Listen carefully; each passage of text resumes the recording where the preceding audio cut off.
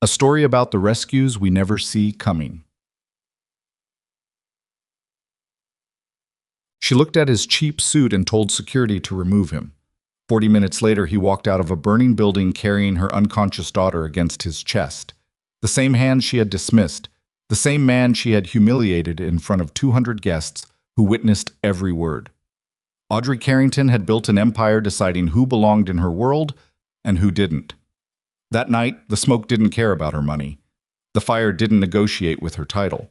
And the man she had thrown out of her gala became the only person standing between her daughter and something she couldn't fix with a phone call. Well, if this kind of story moves you, the ones about quiet strength, hidden pasts, and the people we almost walked away from, subscribe to this channel right now and follow every part of this story to the very end. Hit that like button and drop a comment telling us the city and country where you're watching from. Every single comment means the world to us, and we love seeing how far these stories travel.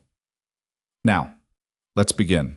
The invitation had come through the Veterans Outreach Program at the Community Center on 48th Street, a small cardstock envelope with gold lettering that Maddie had immediately decided was the most beautiful piece of mail she had ever seen. Logan Barrett held it between two fingers while she stood on the kitchen chair, trying to read it upside down. "What's it say, Dad? Is it a party?" "It's a charity event," he told her, "for a new hospital, a kid's one." "Are we charity?" He put the envelope down on the counter. "We're guests. That's different." Maddie considered this for a moment the way 8-year-olds considered everything, with one eye slightly squinted and her mouth twisted to the side. Then she slid off the chair and went back to her homework without further comment, which Logan had learned over the years meant she had accepted the answer but reserved the right to revisit it later. He almost didn't go.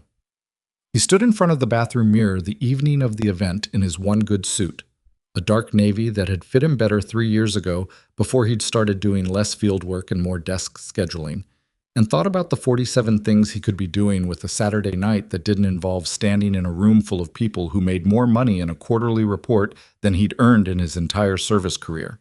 But Maddie had already put on her green dress with the white buttons. She was sitting at the kitchen table with her hands folded, waiting. So they went. The Hartwell Grand wasn't the kind of building Logan visited professionally, though he'd worked in buildings that served the same class of people. Marble lobbies, chandelier rigging that required 6 maintenance cycles per year, HVAC systems so precisely calibrated that even a 2-degree fluctuation triggered an automated alert. He noticed all of this when he walked through the entrance, not because he was impressed, because that was simply how his brain worked. It cataloged spaces the way other people cataloged faces. Maddie held his hand and stared upward at the lights. "It's like inside a crown," she whispered. "Don't let go of me," he said. "Dad, I'm 8. Don't let go of me." She didn't argue that time. The ballroom was already packed when they arrived. A slow crush of expensive fabric and rehearsed laughter, of women who moved through crowds as though crowds existed for the sole purpose of partying around them, and men who spoke loudly enough to be overheard without appearing to try. A string quartet was positioned near the far wall playing something classical that Logan couldn't name. The program table near the VIP entrance had 2 lines, one for general guests and one for VIP registrants.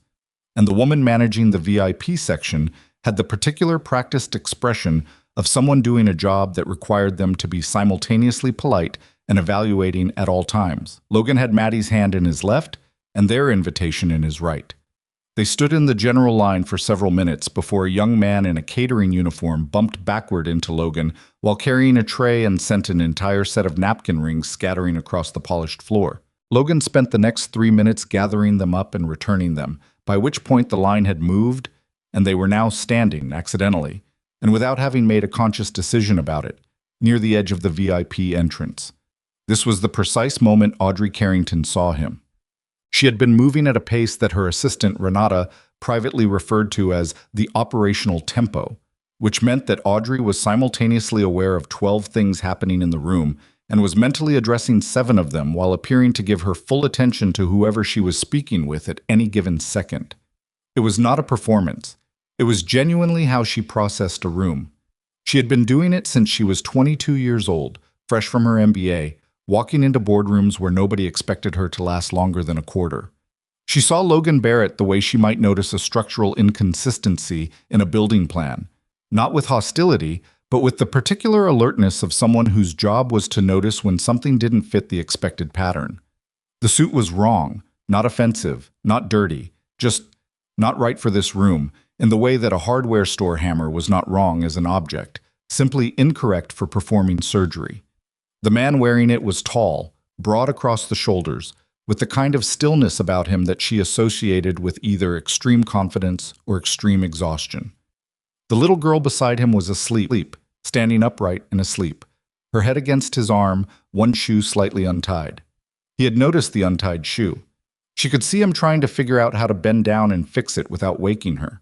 Audrey turned to her head of security, a compact, efficient man named Gerald, who had worked for Carrington Development for 11 years. "That man near the VIP entrance," she said quietly. "He's in the wrong line." Gerald looked back at her. "Should I? Please." She had already moved on to the next conversation before Gerald reached him. This was not cruelty. This was, in Audrey Carrington's framework, correct resource allocation. The VIP entrance existed to manage capacity. Gerald existed to enforce it. The situation was being handled. She didn't watch what happened next. Logan saw the security guard coming and understood what it meant immediately. There was no moment of confusion, no wounded pride that needed processing. He had grown up in a household where pride was something you earned, not something you carried around looking for opportunities to display. He simply looked at Gerald, looked at Maddie, asleep against his arm, looked once more at the gold lettering on the invitation that he was still technically holding, and made a quiet calculation. He could show Gerald the invitation. He could explain the veterans program. He could probably get the situation resolved in under 2 minutes if he chose to. He also could just not. "We're heading out," Logan said before Gerald had even reached him. Gerald slowed. "Sir, I was just—" "It's fine." Logan adjusted Maddie's weight against his shoulder. "She's tired anyway." He turned toward the exit. Maddie stirred slightly, not waking, her fingers tightening around the lapel of his jacket in that unconscious, reflexive grip that she had had since she was an infant. The grip that meant, even in sleep, "I know you're there." He was approximately 30 feet from the main ballroom exit when the building swallowed the sound of the string quartet and gave back something different. The explosion came from above. Not the enormous cinematic kind, not a fireball or a concussive blast that knocked people off their feet. It was a sharp percussive crack followed immediately by a sustained electrical scream, the kind of sound that happens when a high-voltage system fails catastrophically and takes 3 secondary systems with it in the process. Logan had heard variations of that sound in places that did not appear on unclassified maps. His body knew what to do before his brain finished assembling the information. He dropped into a crouch, turning his body to put himself between Maddie and the direction of the sound. She woke, startled, and made a small panic sound that he absorbed by pulling her into his chest and pressing her head down. "Eyes closed," he said quietly.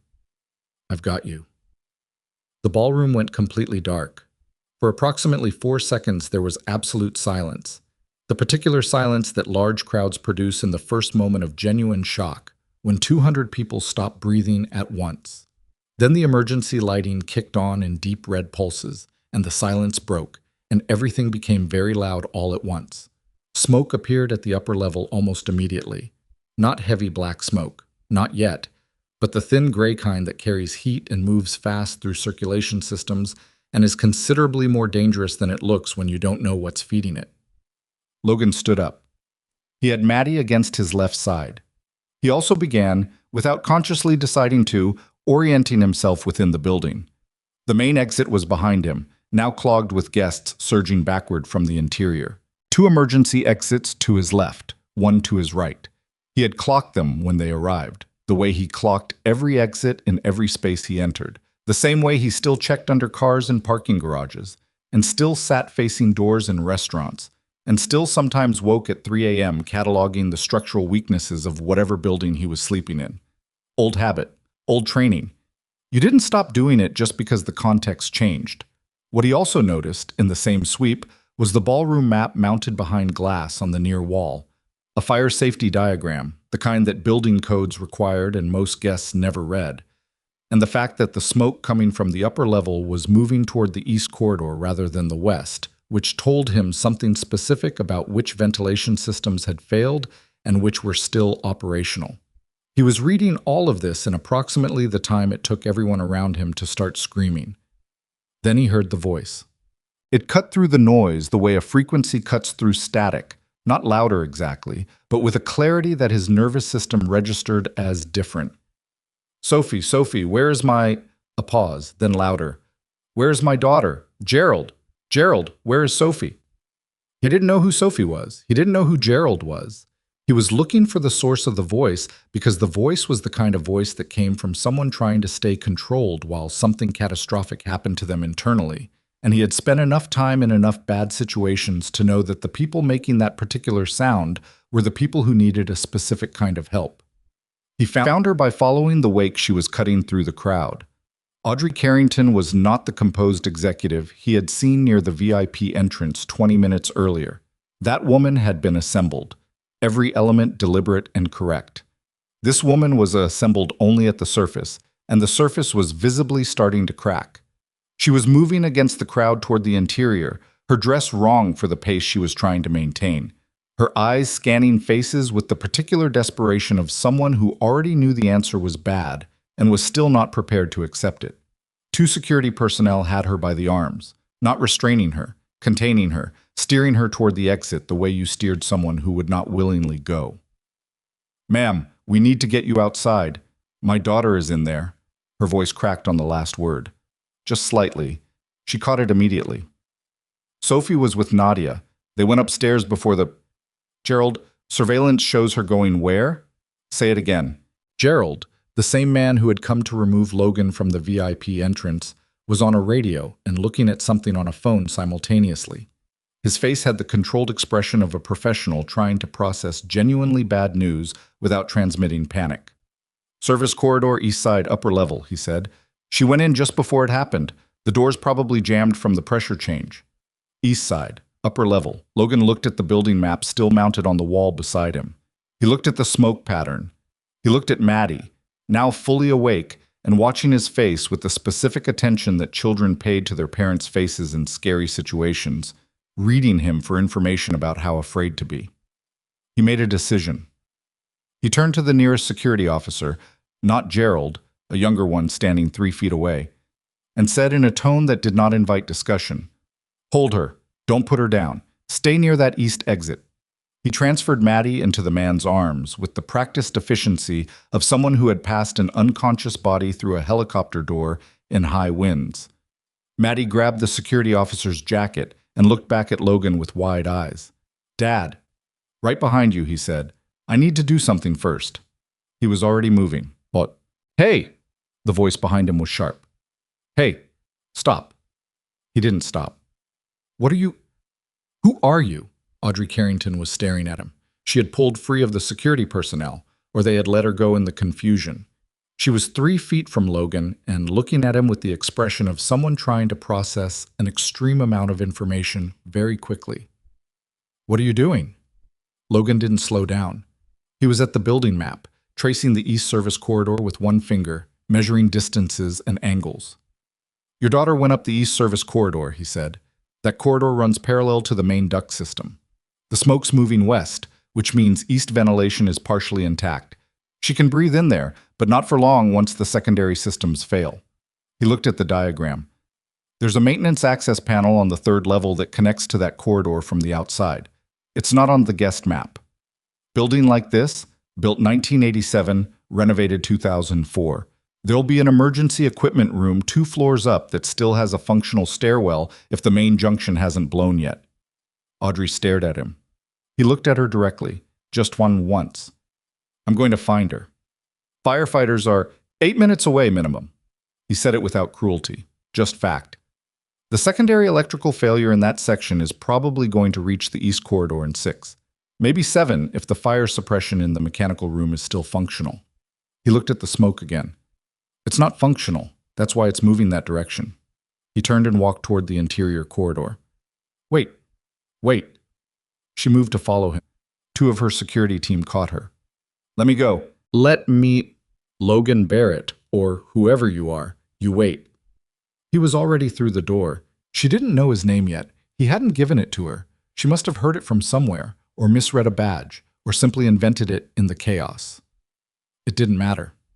The door closed behind him. The smoke was thicker on the other side. Logan Barrett pulled his jacket up over his nose, took a full inventory breath, and started climbing. The east stairwell was exactly where the building diagram said it would be, which was the first good piece of information he'd had in the past 9 minutes.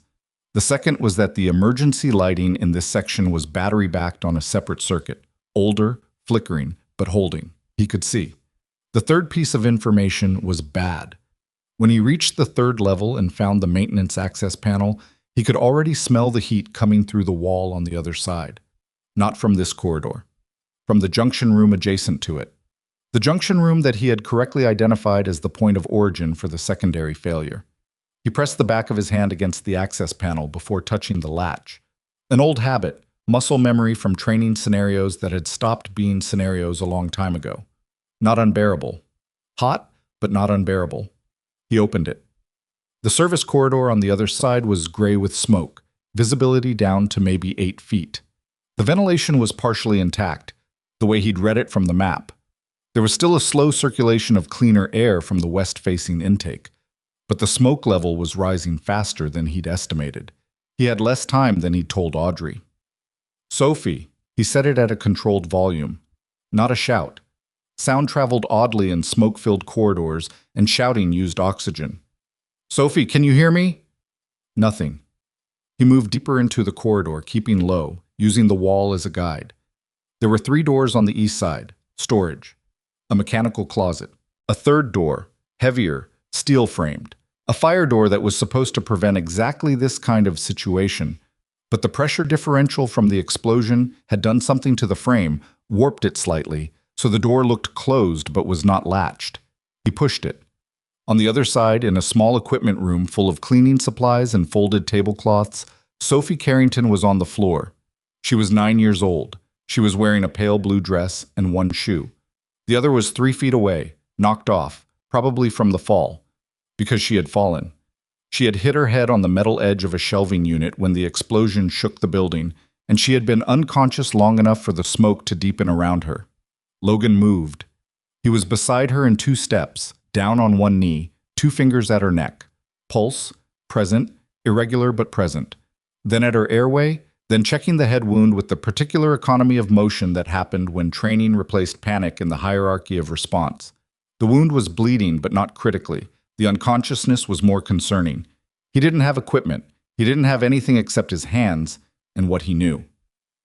"Okay," he said quietly, not to her. She wasn't awake to hear it, but to himself. The way he'd always talked himself through the gap between a bad situation and a worse one. "Okay, let's go." He stripped off his jacket, folded it once, pressed it carefully against the wound on her head. Then he gathered her against his chest. Her weight was nothing, practically nothing, small and warm and breathing, and turned back toward the corridor. The smoke was significantly worse in the 90 seconds he'd been inside the room. He went low and moved fast. The maintenance passage on the north end of the corridor was the longest 20 feet of the evening.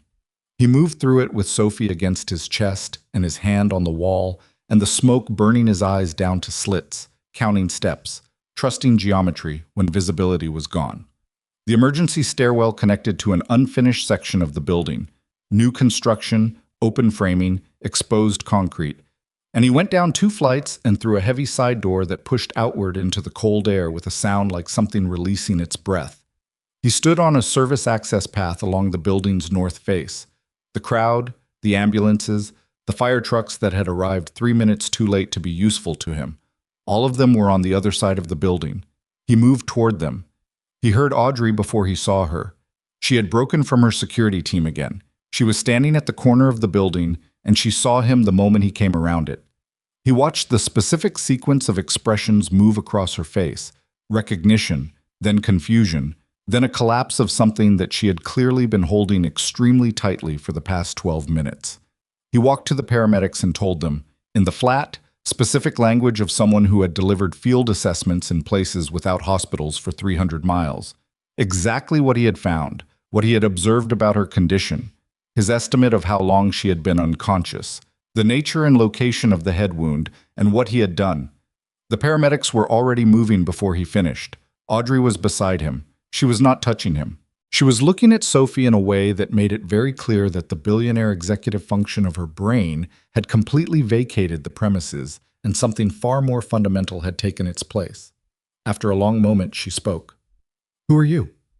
Logan was watching the paramedics work. He was also watching Maddie, who had been allowed to come forward by the security officer and was now standing 5 feet away, looking at Logan with that particular expression she got when she had been scared and hadn't told him. He looked back at Audrey. "Just her dad," he said. He meant Maddie. Then he walked to his daughter, picked her up even though she was technically too old for it, and held her without explaining anything. The paramedics loaded Sophie into the ambulance. Audrey still hadn't moved from where he'd left her. She was watching him. He could feel it. And whatever she was thinking as she stood there looking at the man she had ordered removed from her gala, the man who had come back through the smoke carrying the things she could not live without, it was different from whatever she had been thinking 2 hours ago when she'd looked at his suit and made her quiet, certain, incorrect decision. He didn't look back at her. Not yet. The ambulance left without her. That was the detail that stayed with Audrey afterward. Not the smoke still rising from the upper floors of the Hartwell Grand, not the paramedics loading her daughter into the back of a vehicle with the quiet urgency of people who had learned to move fast without looking rushed. Not even the strange man who had handed her daughter back to the world like it was something ordinary. What stayed was the specific moment when the ambulance doors closed and the vehicle pulled away, and Audrey was standing on a service access path in $400 shoes with nowhere to put her hands. Gerald was beside her with her coat. She didn't remember him retrieving it. "The car is ready," he said. "We can follow directly." She didn't answer immediately. She was still looking at the spot where Logan Barrett had been standing. He had handed Maddie back to the security officer, or reclaimed her, really, the transfer in both directions executed with a calm efficiency that felt deeply practiced. And now he was crouched beside his daughter on a concrete ledge near the building's north wall, talking to her quietly. Maddie had her arms around his neck. One shoe was still untied. Audrey turned toward the car. "Which hospital?" she asked. "Mercy General. It's 6 minutes. Get Hargrove on the phone. Tell him we're coming." Dr. Hargrove was the head of pediatric neurology at Mercy General, a position he held partly because of his credentials and partly because Carrington Development had funded the department's last significant expansion. Audrey was not above using the tools available to her, and right now every tool she had was pointed in one direction. She was almost at the car when she stopped. She turned back. Logan Barrett was helping Maddie retie her shoe.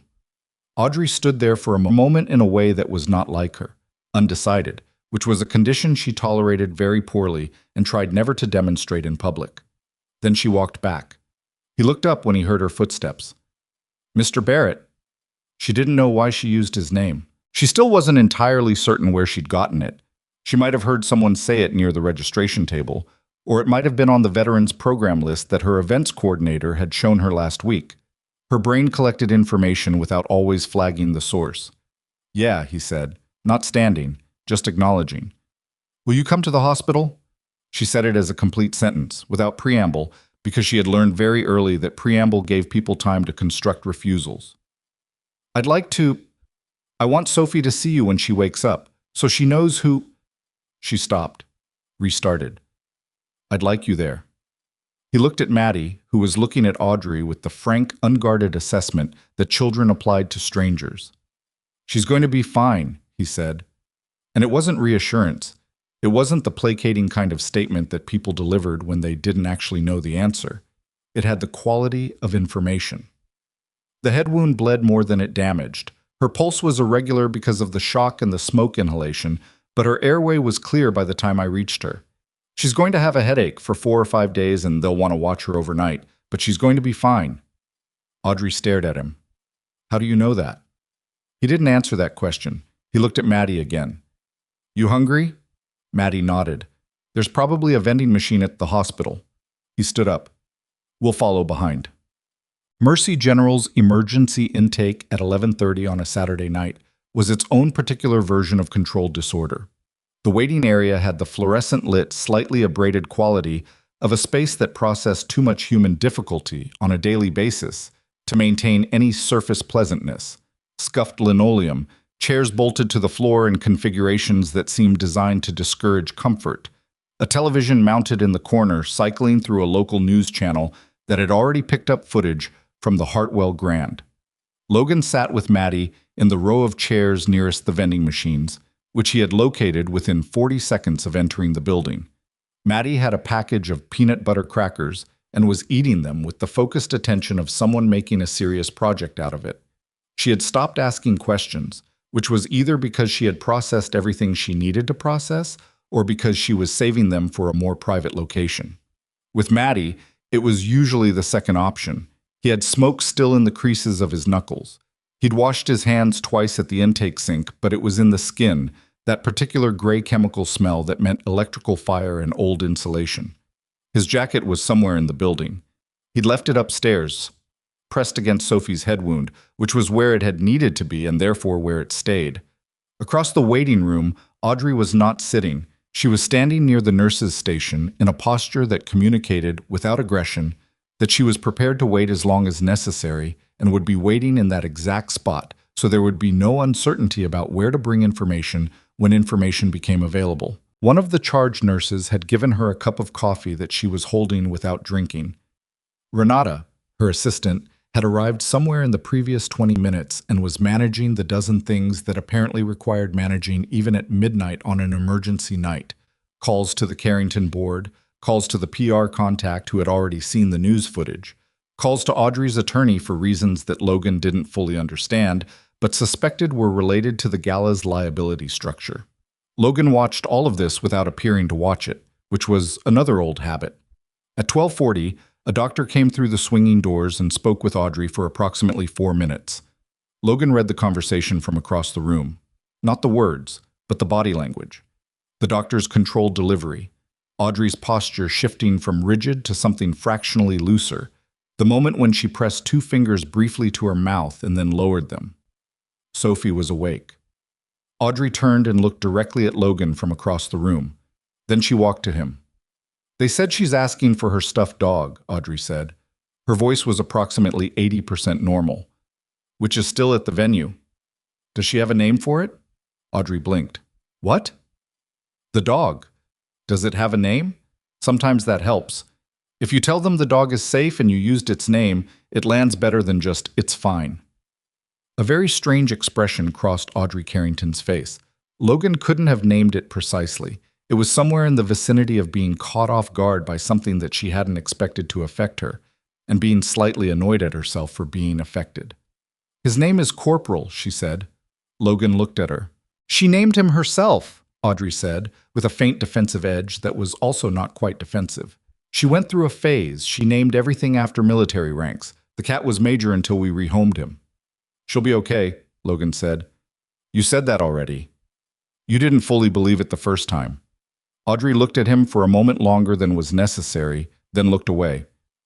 "They'll let me go in shortly," she said. "Will you—" She stopped, started again. "Maddie is welcome to the family waiting room. It's quieter." "She's fine here," Logan said. "She's almost asleep." Maddie, who was in fact 3/4 asleep with her head on Logan's arm and the peanut butter crackers still loosely in one hand, produced a soft sound that was not quite a protest and not quite confirmation. "Thank you," Audrey said. She said it like someone operating in a language they were not entirely fluent in, which Logan suspected was not far from accurate. For what you did. I need to say it correctly because I did not behave well earlier, and I am aware of that, and you went anyway, and I need to say that correctly." "It doesn't need to be said correctly," Logan told her. "It just needs to be said once." She absorbed this. "It's been said," she told him. "Good," he said. "Go see your daughter." He didn't see her again until nearly 2 in the morning, when Renata came to find him in the waiting room with the specific targeted efficiency of someone who had been given an exact task and intended to execute it. She led him through a side corridor to a family consultation room that was slightly better than the main waiting area. A round table, actual chairs that weren't bolted to anything, a window that looked onto the hospital's small interior garden, which was dark at this hour, but at least represented the concept of the outdoors. Sophie was visible through a glass panel in the adjacent room. She was awake, propped against the raised bed with a monitoring lead on her finger and a clean bandage on the right side of her head, and a bored, slightly aggrieved expression that Logan associated with children who had been told to stay still and found the instruction unreasonable. She was talking to one of the nurses. Whatever she was saying was making the nurse laugh. "She wanted to meet you," Audrey said from behind him. She was standing near the table with a different cup of coffee. The third, he estimated, based on the slight over-precision of her movements. "She knows you're the one who found her. She's been asking." Logan turned from the window. "She can wait until morning. She needs to sleep." "I told her that." She said, and I am quoting directly, "Mom, I slept in the smoke. I'm not tired." Logan said nothing, but something shifted at the corner of his mouth. "She's 9, Audrey added. "She argues like a small attorney." "Kids who nearly get hurt go one of two ways," Logan said. "They either shut down or they overcompensate. Hers is the better kind." Audrey looked at him with the expression she'd been wearing, on and off, since the service access path, the trying to understand expression. "How do you know that? How do you know How did you know the ventilation was moving east? How did you know which door? How did you know the passage was there?" He sat down at the table, not deflecting, just taking a moment. "Building map, emergency diagram near the VIP entrance. People don't read those. I read everything when I walk into a room. That's not a habit regular people have." "No," he agreed. "It's not." The silence between them was not uncomfortable exactly, but it had weight. Audrey sat down across from him. She set her coffee on the table and looked at it rather than at him. "The paramedic asked me your assessment," she said, "the one you gave when you came out.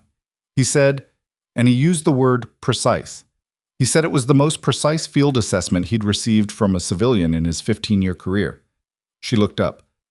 "That's a specific compliment from a specific kind of professional." He was being generous. He was being accurate. She kept looking at him. "Who are you, Logan Barrett?"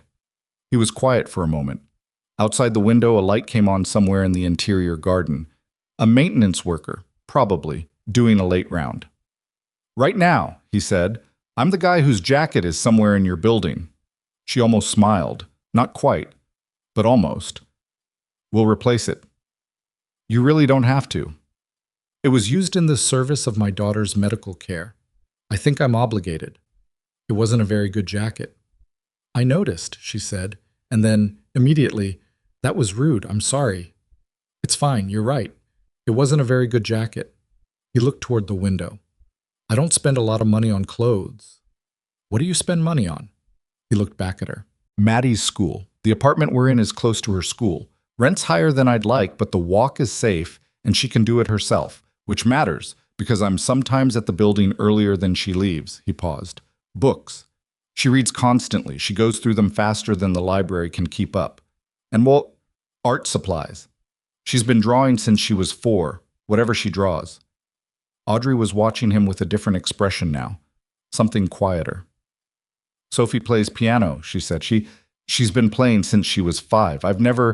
I have a full calendar of her lessons, her recitals, her competitions. I have never once missed a recital." She said it like a defense, like a point she was scoring against herself. "I don't know if that means I'm a good mother or just an organized one." "Being there means something," Logan said, "even if you had to schedule it." "Did you schedule things? With Maddie?" "After her mother—" She stopped. "I'm sorry. I don't know enough about your situation to ask that." "You can ask." "Her mother?" Logan was quiet for a moment. There was a specific way he handled this topic. Not avoidant, not performed, just straightforward. The way you handled something you had processed as fully as it could be processed, but that still had its own weight. "She died when Maddie was 3. I was deployed. Her sister took Maddie for the 6 weeks it took me to finish the rotation and get home."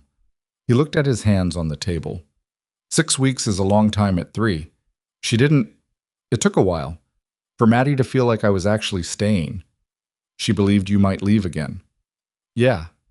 Audrey looked at her coffee. "I'm sorry," she said, and she meant it in the way that people meant it when they had no adequate language but weren't willing to say nothing. "It was a long time ago," Logan said. "We figured it out." From the adjacent room, through the glass panel, Sophie was now making a sustained and determined argument with her nurse about something involving the television remote. The nurse was winning, but Sophie was making her work for it. Logan watched and said, "She's going to be fine.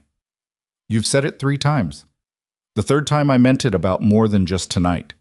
Audrey looked at her daughter through the glass panel and said nothing. But some of the hours of the night showed in her face then. Not weakness, exactly. Just the particular exhaustion of a person who had been holding themselves very tightly for a very long time and was not entirely certain what happened when they eventually let go. Maddie fell fully asleep around 2:15 in the family waiting room on a couch that was considerably more comfortable than the main lobby chairs. Logan covered her with his shirt. He had a t-shirt underneath, he was fine, and sat in the chair beside her with his elbows on his knees and his eyes on the middle distance. He thought about the explosion, not the chaos of it. He'd processed that efficiently while it was happening and didn't need to revisit it. He was thinking about the electrical pattern, the specific nature of the failure. He had been in the East Service corridor twice, once going in, once coming out, and he had noticed, in the corners of his attention, certain things that didn't align with a simple system malfunction. He had seen the main junction panel through the equipment room door. The panel had been open, not blown open.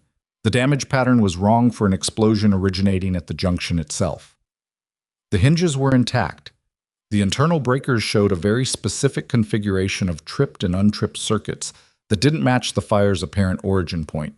It bothered him the way structural inconsistencies bothered him, the way a wrong sound bothered him, the way things that didn't add up refused to sit quietly in the background of his mind until he understood why they didn't add up.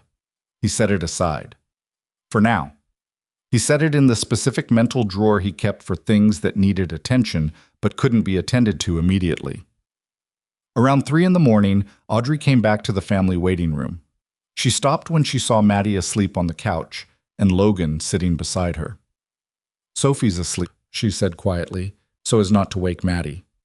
"Finally." "Good." She sat down in the chair on the other side of the couch. There were 3 chairs and a couch in the room. She chose the one nearest the window, which put her approximately 8 feet from Logan, which felt like the correct distance for 2 people who were strangers managing a strange situation. "You should sleep," he said. "I can't." "You don't have to be awake for anything right now." "I know." She looked at the window. "I'm aware that being awake doesn't change what's happening in the other room. I am also aware that I am constitutionally unable to be asleep while my daughter is in a hospital bed 10 feet away." She paused. "Some limitations cannot be managed."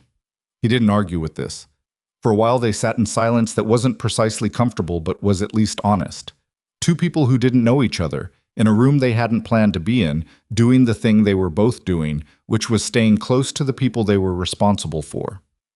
"My security director is going to want to speak with you tomorrow," Audrey said, "about what happened in the building, for the report." "Fine. He's also—" "I asked him to look into some things." She said it directly because Audrey Carrington's version of diplomacy was not softening statements but being precise about them. "About the explosion. I want to understand what happened." "So do I," Logan said.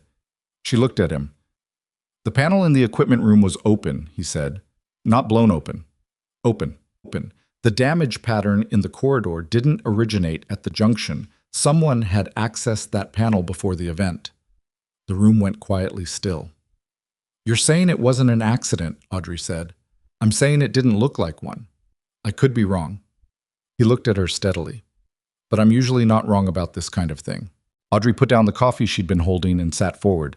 The billionaire executive had replaced the exhausted mother, which happened very fast, which Logan noted was both impressive and slightly concerning in the way of something that had become too automatic.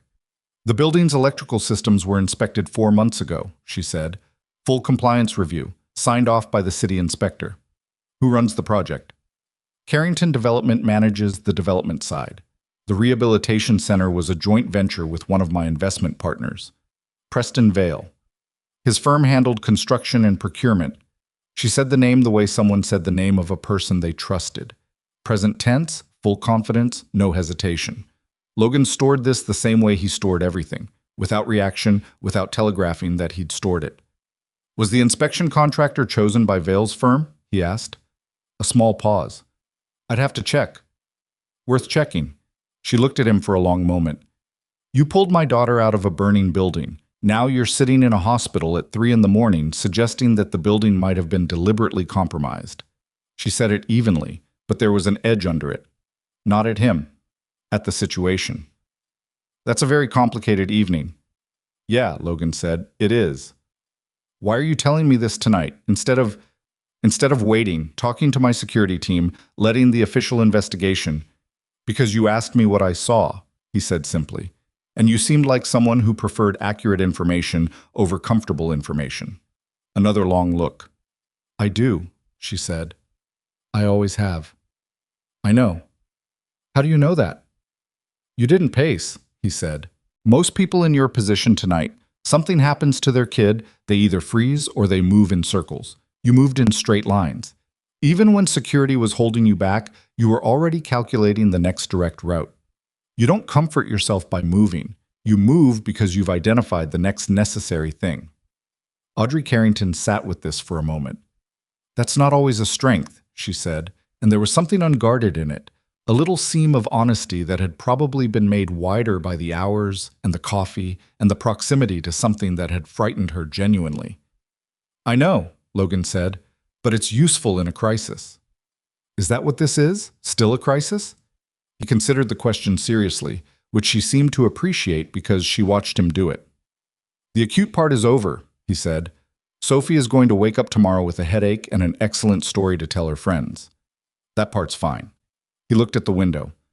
The part I'm less certain about is whatever was happening in that equipment room before we all arrived.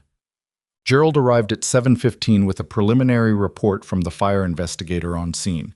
Not the official report, which would take weeks, but the initial walkthrough summary that Gerald had specifically requested and received because Gerald had been Audrey's security director for 11 years and had learned early and thoroughly that Audrey Carrington did not want preliminary reports softened. He sat across from Audrey at the family room table while Logan stood near the window.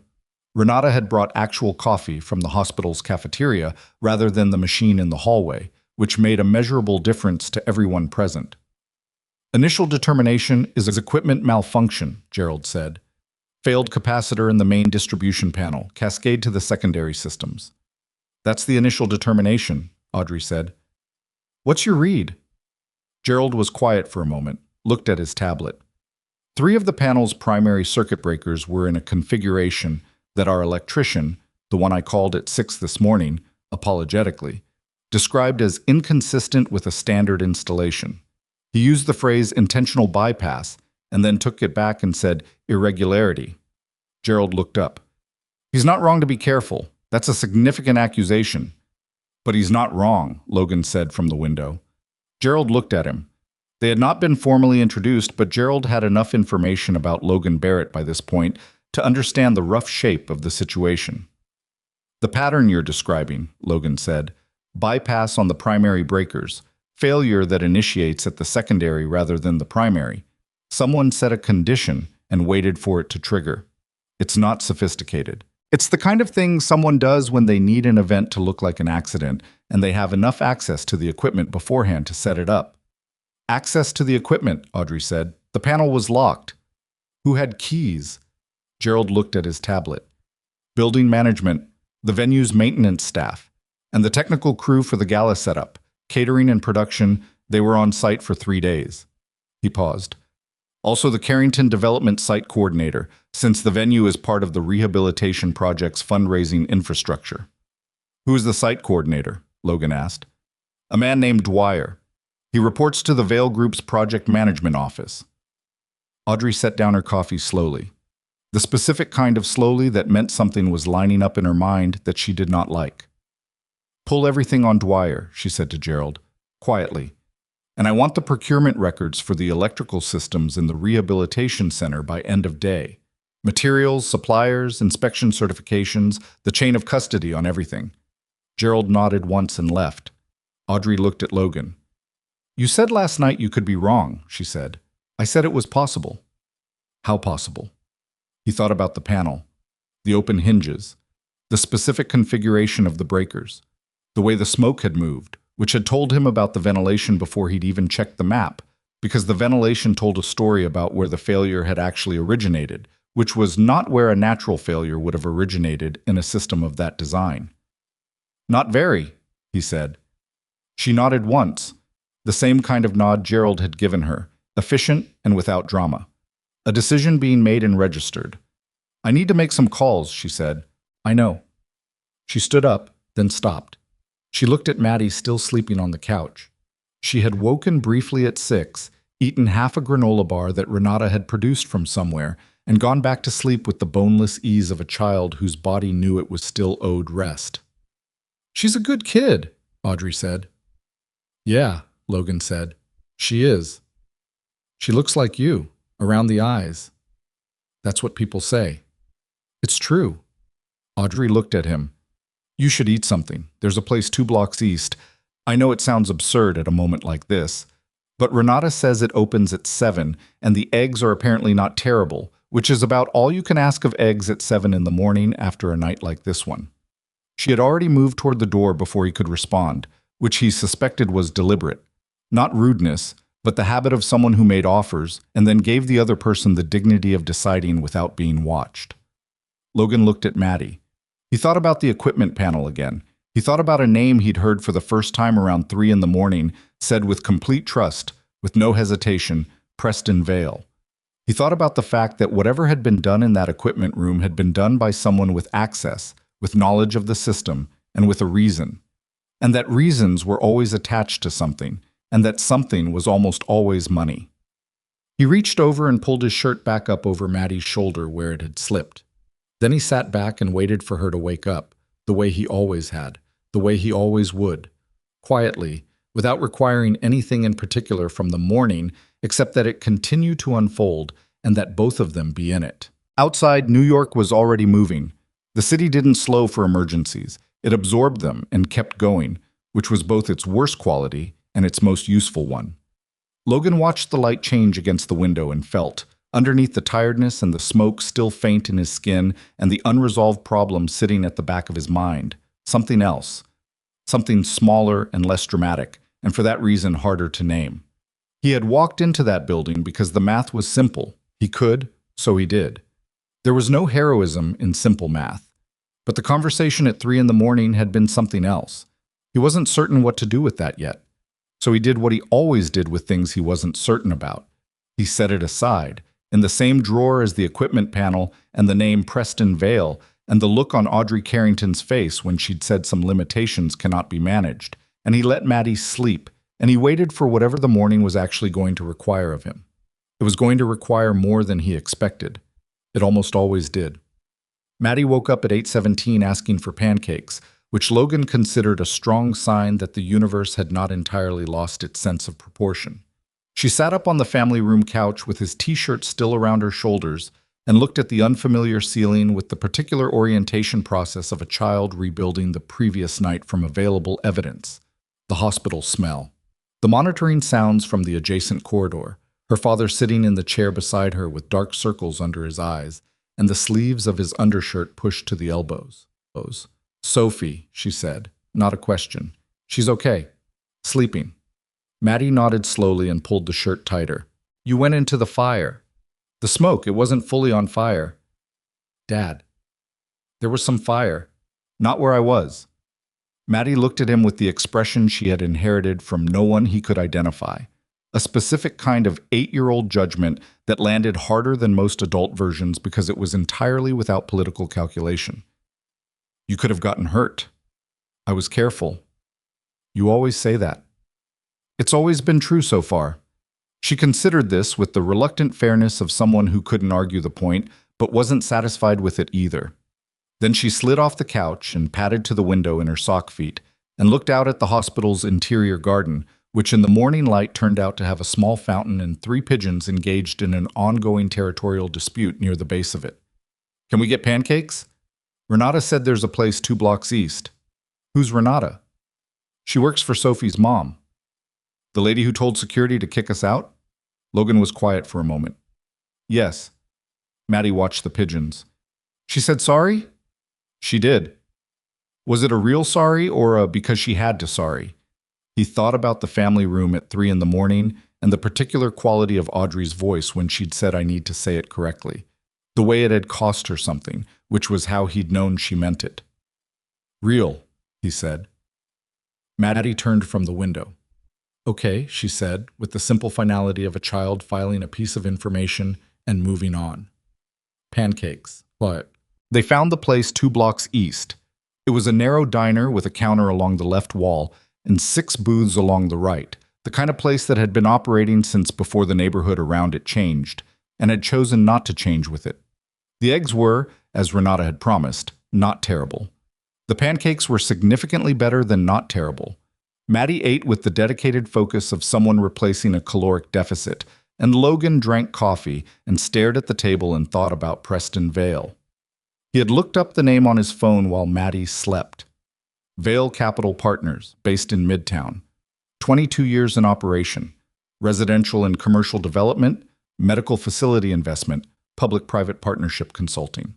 11 major projects in the New York metro area in the past decade, 6 of them in joint venture with Carrington Development. The Hartwell Children's Rehabilitation Center was the most recent, the largest, and the one closest to completion. The firm's website had professional photographs and a biography that described Preston Vale as a 20-year industry leader with a commitment to community-focused development. The photograph showed a man in his mid-50s, silver-haired, with the kind of face that conveyed competence without warmth. The face of someone who had learned that appearing trustworthy was more useful than actually being comfortable in a room. Logan had seen that face in many configurations. In briefings, in after-action reviews, in the particular type of person who managed risk from a safe distance and called it strategy. He put his phone away and watched Maddie eat her pancakes. "What are you thinking about?" she asked without looking up. "Nothing important. Your face does a thing when you're thinking about something important." "What thing?" She made a gesture with her fork, a small tightening motion near her own jaw. "That thing, where you're pretending to be relaxed." Logan picked up his coffee. "When did you get so observant?" "I've always been observant. You just don't notice because you're too busy pretending to be relaxed." He looked at his 8-year-old daughter for a moment with something that wasn't quite amusement and wasn't quite pride, but was in the neighborhood of both. "Finish your pancakes." "I'm finishing them," she said. "I can observe and eat at the same time. I have 2 skills." Gerald called at 9:45. Logan was back at the hospital, Maddie beside him in the hallway outside Sophie's room, when his phone buzzed with an unknown number that turned out to be Audrey's security director calling from a different line. Because, Gerald explained without being asked, he had reason to believe his primary phone might have been compromised in the past 48 hours, and he was taking precautions. That detail alone told Logan several things. "The procurement records came in an hour ago," Gerald said. "Audrey wanted you to hear this directly." There was a pause that had weight in it. The electrical systems in the rehabilitation center, materials, wiring, panel components, were specified at Grade A industrial standard in the project contract. What was actually installed was Grade C commercial. The difference in cost per unit is approximately 60%. Logan waited. "Across a building this size," Gerald continued, "the substitution represents a savings of approximately $4.3 million. The invoices submitted to Carrington Development for reimbursement were for the Grade A materials. The Grade C materials were sourced through a subsidiary purchasing company registered in Delaware, majority owned by a holding company that our attorney found this morning connects, through 2 intermediary entities, to Preston Vale personally." The hallway was quiet. Down the corridor, a cart wheeled past. Logan watched it go. "He billed Carrington for premium materials and pocketed the difference," Logan said. "That's the preliminary conclusion. The full picture is more extensive. This pattern appears in at least 3 prior projects. Total exposure preliminary estimate is somewhere between $18 and $26 million over 4 years. And the inspection that cleared the electrical work 4 months ago? The inspector who signed off has a consulting contract with a firm that shares an address with one of Vale's subsidiaries." Gerald's voice was even, professional, but had a quality underneath it that Logan recognized as controlled anger. "The upcoming city inspection, the one that would have flagged the materials before the building opened, is scheduled for 3 weeks from now. And the fire," Logan said, "gave him a reason to access and destroy the evidence before that inspection happened." "That's what Audrey believes," Gerald said, "and I agree with her." What does your attorney say? That we have enough for a regulatory referral, but not yet enough for a criminal filing. We need the original source documents from the materials procurement chain. Digital copies are insufficient because Vale's attorneys will argue alteration. We need the physical records from the project management office. Where are those? The Vale Capital Site Management Office is located in the unfinished section of the Rehabilitation Center. Third floor, East Wing. They've had a document management station there since construction began. Physical files, hardware with local storage, the works. Gerald paused. Audrey has already contacted the DA's office. They are interested but require more time to build the independent case. In the meantime, she's concerned that if Vale is aware the evidence trail is being followed, he'll move to destroy it, Logan said, or move it, or both. Has he been notified that Audrey is investigating? He sent flowers to the hospital this morning, Gerald said, with a card expressing concern about Sophie. Audrey's read on that is that he's covering baseline, maintaining the appearance of the trusted partner while he figures out what we know. Logan looked at Sophie's door. Through the small glass panel, he could see that Sophie was awake now, sitting up in bed, and Maddie had somehow ended up in the room. He wasn't entirely certain when that had happened. And the two of them were conducting what appeared to be a serious conversation about something. Sophie looked animated. Given that 20 hours ago she had been unconscious in a smoke-filled equipment room, the sight had a specific quality that Logan did not attempt to name. "Tell Audrey I'll call her in an hour," he said. "I need to look at the rehabilitation center's building plans first." She anticipated that, Gerald said. "She's having them sent to your phone in the next 20 minutes. "Of course she is," Logan said, and ended the call. Sophie Carrington met him at 11 o'clock. When a nurse opened the room door and Sophie looked past Maddie and said, "Are you Logan Barrett?" with the directness of a child who had been waiting for this introduction and intended to get it right. "Yeah," he said. "Maddie said you were in the smoke. She said you carried me." "That's right." Sophie considered him with a 9-year-old's frank, undefended assessment. She had Audrey's eyes. Not the color, but the quality of them. The looking for information quality. The head bandage was white and neat, and she was wearing a hospital gown over her blue dress because she had refused to take the dress off, which Maddie had already told him and which he now understood was entirely consistent with what he was seeing. "Were you scared?" Sophie asked. "A little," he said. Which was true. The specific fear of finding a child and then the additional fear of the fire spreading faster than calculated, and the compounded fear of the smoke thickening past the point of manageable, all of it had been present, all of it had been noted and filed and not acted upon, because that was how it worked.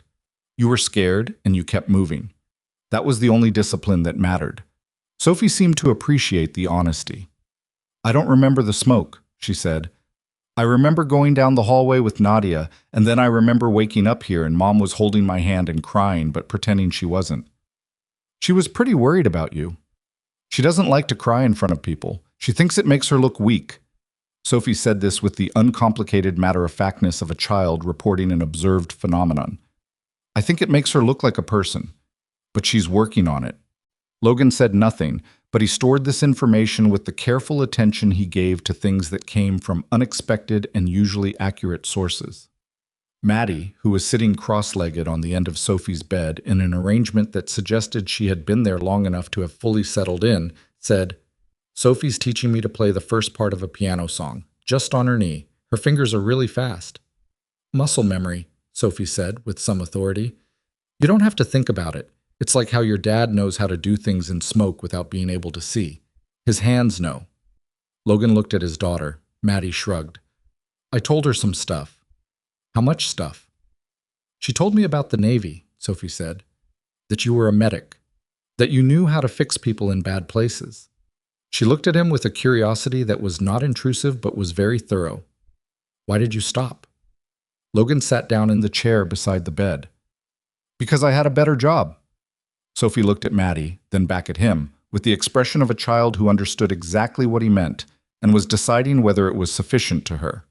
Apparently it was, because she moved on without further interrogation. "Mom said you work at a building." "I manage building maintenance, yes." "That's a big change." "Big changes are sometimes the point." Sophie absorbed this.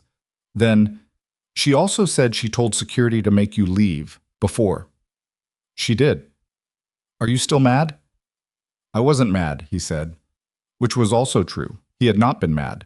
He had made a calculation about the cost of the confrontation versus the cost of simply leaving, and the cost of the confrontation had seemed higher, and so he had left, and then the building had exploded and the calculation had become irrelevant. She told me she was wrong, Sophie said. She tells me when she's wrong. She doesn't always do it right away, but she does it. Another pause. She told me you wouldn't let her pay you back. She doesn't owe me. She thinks she does. That's her business. Sophie tilted her head. It was such a specific Audrey gesture that Logan was momentarily struck by it. Maddie says you're stubborn. Maddie's very perceptive. I'm right here, Maddie said. I know, Logan said. I was agreeing with you. Audrey found him in the hospital's small interior garden at noon. He was sitting on a concrete bench near the fountain. The pigeons from that morning had relocated. New ones had arrived and established similar territorial arrangements, and he had the rehabilitation center's building plans open on his phone, cross-referencing them with the fire investigator's preliminary diagram that Gerald had forwarded 40 minutes earlier. She sat down beside him without preamble. She was wearing different clothes from last night. Renata had evidently made a supply run, and she looked like someone who had slept for 2 hours and refused to let that be visible, which meant it was moderately visible to anyone paying attention. Gerald briefed you, she said, this morning. And? He turned the phone so she could see the diagram he'd been building in his head, the floor plans overlaid with the investigator's fire origin map, the ventilation corridors, the location of the project management office on the 3rd floor east wing. The document station is here, he pointed. The building has been closed since the incident, but it's still accessible through the construction entrance on the south side. Security seal, but it's a construction site seal, not a police seal. The official investigation hasn't designated the 3rd floor east wing as part of the fire zone because the fire didn't reach it. Which means Vale can access it, Audrey said. If he has a site credential and moves before the DA's team gets a warrant, yes. He looked at her directly. How long does your attorney think the warrant process takes? Best case, 48 hours. More realistically, 4 to 5 days. The DA is building from the financial records side first, because those are cleaner for a criminal referral. 4 to 5 days is enough time for Vale to move everything. He put the phone down. Does he know the financial trail has been pulled? Audrey was quiet for a moment. I spoke with him this morning, briefly. I didn't indicate anything specific, but Preston has known me for 6 years. He is... She stopped, reorganized. He's not unintelligent. He'll know something is wrong by the texture of the conversation, even if the content is normal. She looked at the fountain. He sent Sophie flowers. Gerald told me. White roses, she said, with a flatness that conveyed everything without requiring elaboration. Very elegant. Card said he was devastated to hear about the accident and wished her a full recovery. She said the word accident like it had a taste she didn't like. 15 years. I've known him 15 years. 6 years of formal partnership. She exhaled slowly. 6 years of my name attached to his projects, his materials, his contractors, his inspectors. She looked at him. If the substitution pattern goes back 4 years across 3 projects, that means families have been living in and using facilities that were built to a standard that could not pass a proper inspection. Children's facilities. Her voice stayed level, but underneath it was something that was not sadness exactly. It was the colder variety of feeling, the kind that came from being used by someone you had chosen to trust. Logan understood that feeling from different contexts. The architecture of betrayal was the same regardless of the setting. We need to preserve whatever's in that office before he can move it, he said. My attorney says touching the evidence before the warrant is issued creates chain of custody problems. I'm not talking about taking it. I'm talking about knowing what's there and being able to direct investigators to it, in a way that ensures it's still there when they arrive. He looked at the building plans again. The project management station on the 3rd floor east wing. Does it have a network connection to Carrington Development servers, or is it locally isolated? Audrey thought. The Vale Group insisted on a separate network partition. They said it was standard practice for their firm's proprietary procurement data. She paused. Which now has an obvious explanation. But the building itself, environmental systems, security cameras, access logs, those run on the general building management network? Yes, Standard integration. Carrington manages the building infrastructure systems. So you have legitimate access to the building's own systems. Access logs, camera feeds, environmental monitors. Yes. She was following him now. He could see it. If someone enters the third floor east wing, I'd see it through the building system. More than that, he said. If the building management system records activity in that section, door access, terminal usage, environmental changes, those records are yours. Legitimately. They don't require a warrant because you're not accessing Vail's partition network. You're reading your own building's infrastructure logs. Audrey looked at him with an expression that had several layers to it. The top layer was assessment. Underneath that was something that might have been reluctant admiration. And underneath that was a decision being finalized. If Vail's people access that office and touch those files, she said slowly, and our building system records the access and the environmental activity in the room, timestamps, terminal interactions logged through the room's power management system. It's not evidence of what's in the documents, Logan said, but it's evidence of activity. It corroborates the DA's financial trail with a physical event timeline. He paused. And if the activity happens at an unusual hour before the warrant is served, that pattern itself is significant. She nodded once, twice, the kind of nodding that meant a mind working through implications rather than acknowledging a point. Then she took out her phone and called Gerald. The conversation was short. Gerald asked 3 clarifying questions, each one more technical than the last, each one answered by Audrey relaying Logan's input, which Gerald then incorporated without comment, because Gerald was a professional who cared about outcomes rather than the organizational chart of who was advising whom. When she ended the call, she looked at Logan with the expression he was beginning to recognize as her version of gratitude. It wasn't warm, exactly, but it was very direct. Gerald is activating the building's monitoring system. If Vail or anyone connected to him enters that section, we'll have a record within 60 seconds. Good. This was your idea. It was your building, he said. I just read the plans. She looked at him for a moment that was slightly longer than strictly necessary. You keep doing that. Doing what? Distributing credit to other people for things you initiated. Credit doesn't matter. Outcomes matter. That's a very specific philosophy. It's just how I think about it. She looked at the fountain. The new pigeons had reached some accommodation, apparently. They were feeding from the same patch of ground without confrontation. Gerald also told me what he found this morning about your service record, she said. He gave me a summary. Logan didn't respond to this immediately. I didn't ask him to initially, she said. After the hospital, after what I saw, I needed to understand who you are. Because what you did isn't something a person just does. You don't carry a child out of a burning building and read an electrical panel and identify a conspiracy in the same evening through luck or instinct. That's built. That takes years. She looked at him. So he told me. What did he tell you?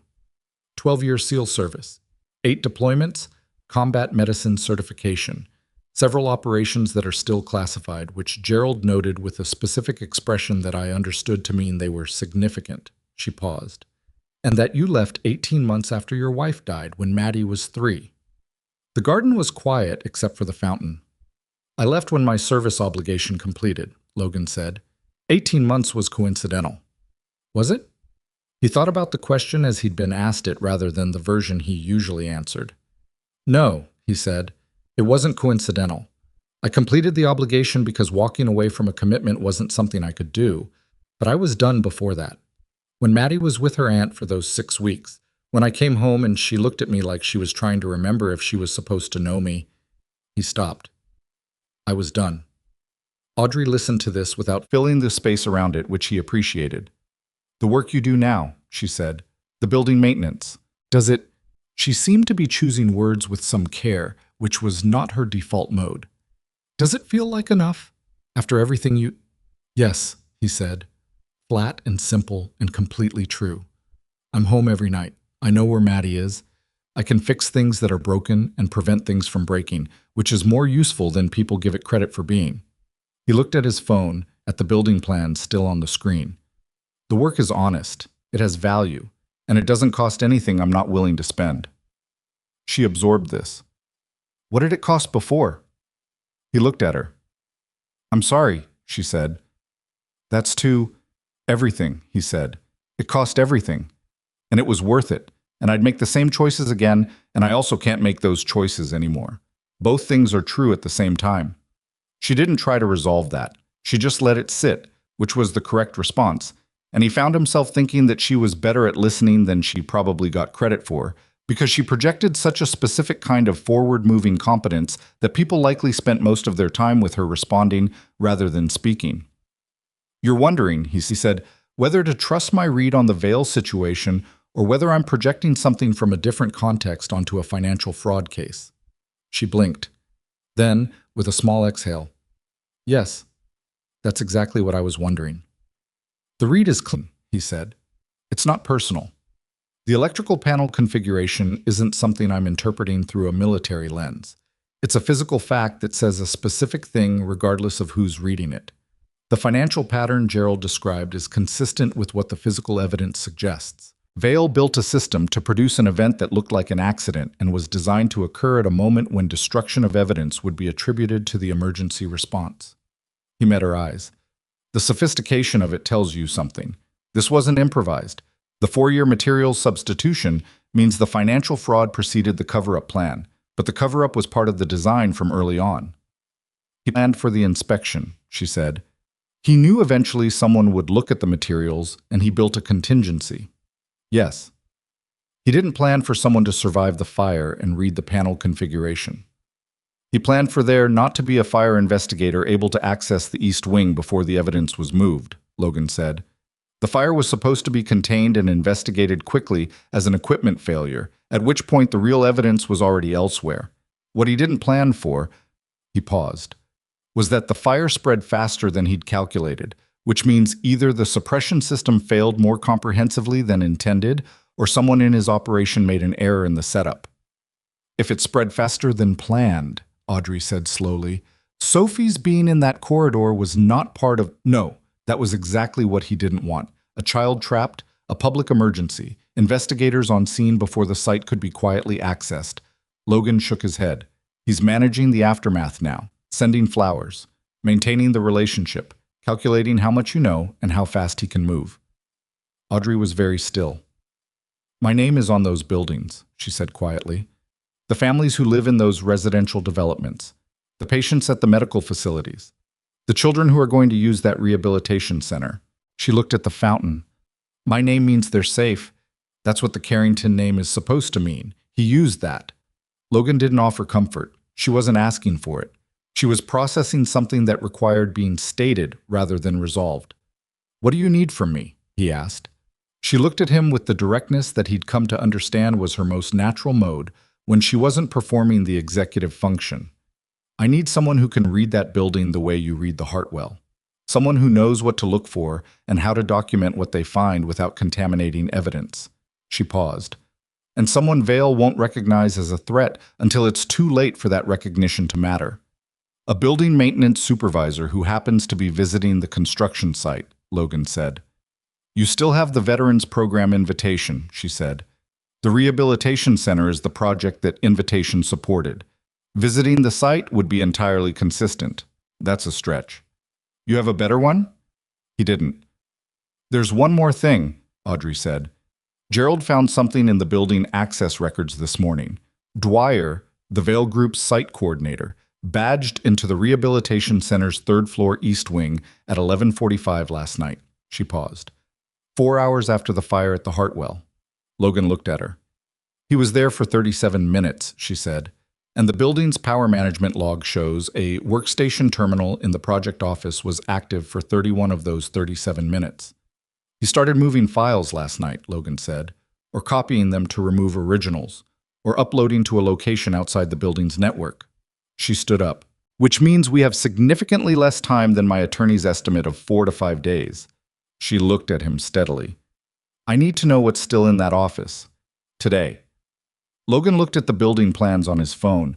He thought about Maddie upstairs eating a second round of something from the hospital cafeteria under Renata's supervision, which had been arranged 20 minutes ago for reasons that now seemed more purposeful than coincidental, because Audrey Carrington did not do things without a sequence in mind. He thought about Preston Vale sending white roses to a 9-year-old girl he had almost killed. He thought about the families in those buildings. The children who were going to walk through the rehabilitation center doors on opening day and trust that the ceiling above them was what it was supposed to be. I need the current site badge protocol, he said, and the maintenance request logs for the third floor east wing, any open tickets, anything that would give legitimate reason for a site inspection. Audrey had her phone out before he finished the sentence. There's an open HVAC calibration ticket on the third floor east wing, she said, logged 3 weeks ago. Nobody has addressed it yet because of the final push toward the opening. She looked up. It's in your department's portfolio. Then I have a reason to be there, he said. Yes, she said. You do. He stood up and put his phone in his pocket. The pigeons scattered from the fountain base at the movement and then settled again 3 feet away, indifferent and persistent. I'll need Gerald to walk me through the building's camera blind spots before I go, he said. And I'll need to know Vale's schedule today. Gerald's working on it. Of course he is. He started toward the hospital entrance. Audrey fell into step beside him, not because she was following him, but because they were both going to the same place, which was a different thing. One more thing, she said. When this is over, when the evidence is secured and the DA has what they need, I want you to know that I intend to rebuild every compromised section of every building Vale touched. Materials, labor, inspection, the whole chain, regardless of cost. She said it with the flat certainty of a decision already made. I know you think the credit should be distributed and the outcomes are what matter, but I need you to know that I understand what my name is for. And I'm going to make it mean what it's supposed to mean. Logan walked 2 more steps before responding. I know, he said. You can't know. I haven't done it yet. You just described it like it was already done, he said. You don't talk about things you're not going to do. She was quiet for a moment. No, she said. I don't. They went inside. The rehabilitation center was 3 miles east in a building that held $18 million of documented fraud, a 37-minute access log from the previous night, and whatever Preston Vale had not yet managed to move or destroy. Logan had walked into smoke once already this week on the mathematics of being able to, and therefore doing it. The mathematics had not changed. The rehabilitation center sat at the end of Kellner Street, like something between a promise and an apology. 9 stories of glass and poured concrete in a neighborhood that had spent 30 years waiting for exactly this kind of investment and had gotten it, and now had to reckon with what the investment had actually been built from. Logan arrived at 1:15 in the afternoon in a vehicle Gerald had arranged, a white utility van with a building services logo on the side, the kind of vehicle that appeared on construction sites every day and generated no particular interest from anyone. Gerald rode with him. Neither of them talked much on the way over. Gerald was a man who understood the value of silence before an operation, which told Logan something additional about Gerald's professional history that Gerald had not volunteered and Logan did not ask about. The site badge Gerald had provided cleared the south entrance without incident. The construction crew on the lower floors, finish work on the lobby, primarily, registered their arrival with the standard indifference of workers who saw supervisory visits as a mild interruption at best. Logan signed in at the site management desk near the entrance, listed the third floor east wing HVAC calibration on the maintenance log, and took the stairs. Gerald stayed at the entrance level, monitoring the building access system from his phone. Logan went up alone. The third floor east wing was unfinished in the way that end-of-project spaces were unfinished, not raw construction, but the particular state of incompleteness that preceded final inspection, where 90% of the visible work was done and the remaining 10% was the hardest 10. Ceiling panels not yet installed in 2 sections, electrical covers missing on 3 wall conduits. The smell of fresh paint and concrete sealer, and, underneath both, the older smell of a building that had been closed up through a winter. The project management office was at the end of the east corridor, behind a fire door with a standard construction lock. The lock had not been upgraded when the building went into its pre-opening phase, which was either an oversight or the result of someone deciding that a deadbolt and a construction site badge system were sufficient security for an office that wasn't supposed to contain anything of particular value. Logan stood outside the door for a moment. He wasn't going inside. He was not touching the lock, not entering the space, not doing anything that a building maintenance supervisor conducting an HVAC inspection had not been explicitly authorized to do. He was standing in the corridor, which was his corridor to be in, and observing what could be observed from the corridor. The gap beneath the fire door was wide enough that he could see the floor just inside, bare concrete, and on it, the rectangular impression left by something heavy that had recently been moved. A filing cabinet or a storage crate. The impression was fresh. The concrete dust around it had not settled back to level. Whatever had been there was gone. He crouched, looked at the gap more carefully. At the far end of the visible floor, near what would be the base of the workstation desk, there were 2 USB drives. Small ones, the cheap kind that came in bulk. They had fallen or been knocked behind the desk leg and not been retrieved. The kind of small thing you missed when you were moving fast. He straightened up. He took out his phone and photographed the door, the floor gap, the dust impression, the fallen drives, all from his position in the corridor. He photographed the corridor itself, the access panel to the HVAC return duct that was the official reason for his presence, the conduit covers on the wall, the ceiling tile arrangement, the fire door and its frame. He documented it the way he had documented 100 things in 100 places. Not for drama, not with any feeling about it, just completely and accurately. Then he walked to the HVAC access panel 12 feet down the corridor, opened it, took 3 calibration readings with the meter Gerald had included in the maintenance kit, logged them in the site maintenance system through the app on his phone, and closed the panel. His phone buzzed. Gerald. Vale's car just pulled into the site parking lot. He's not alone. 2 men with him I don't recognize. They're heading for the south entrance. Logan looked at the time. 1:43. He typed back.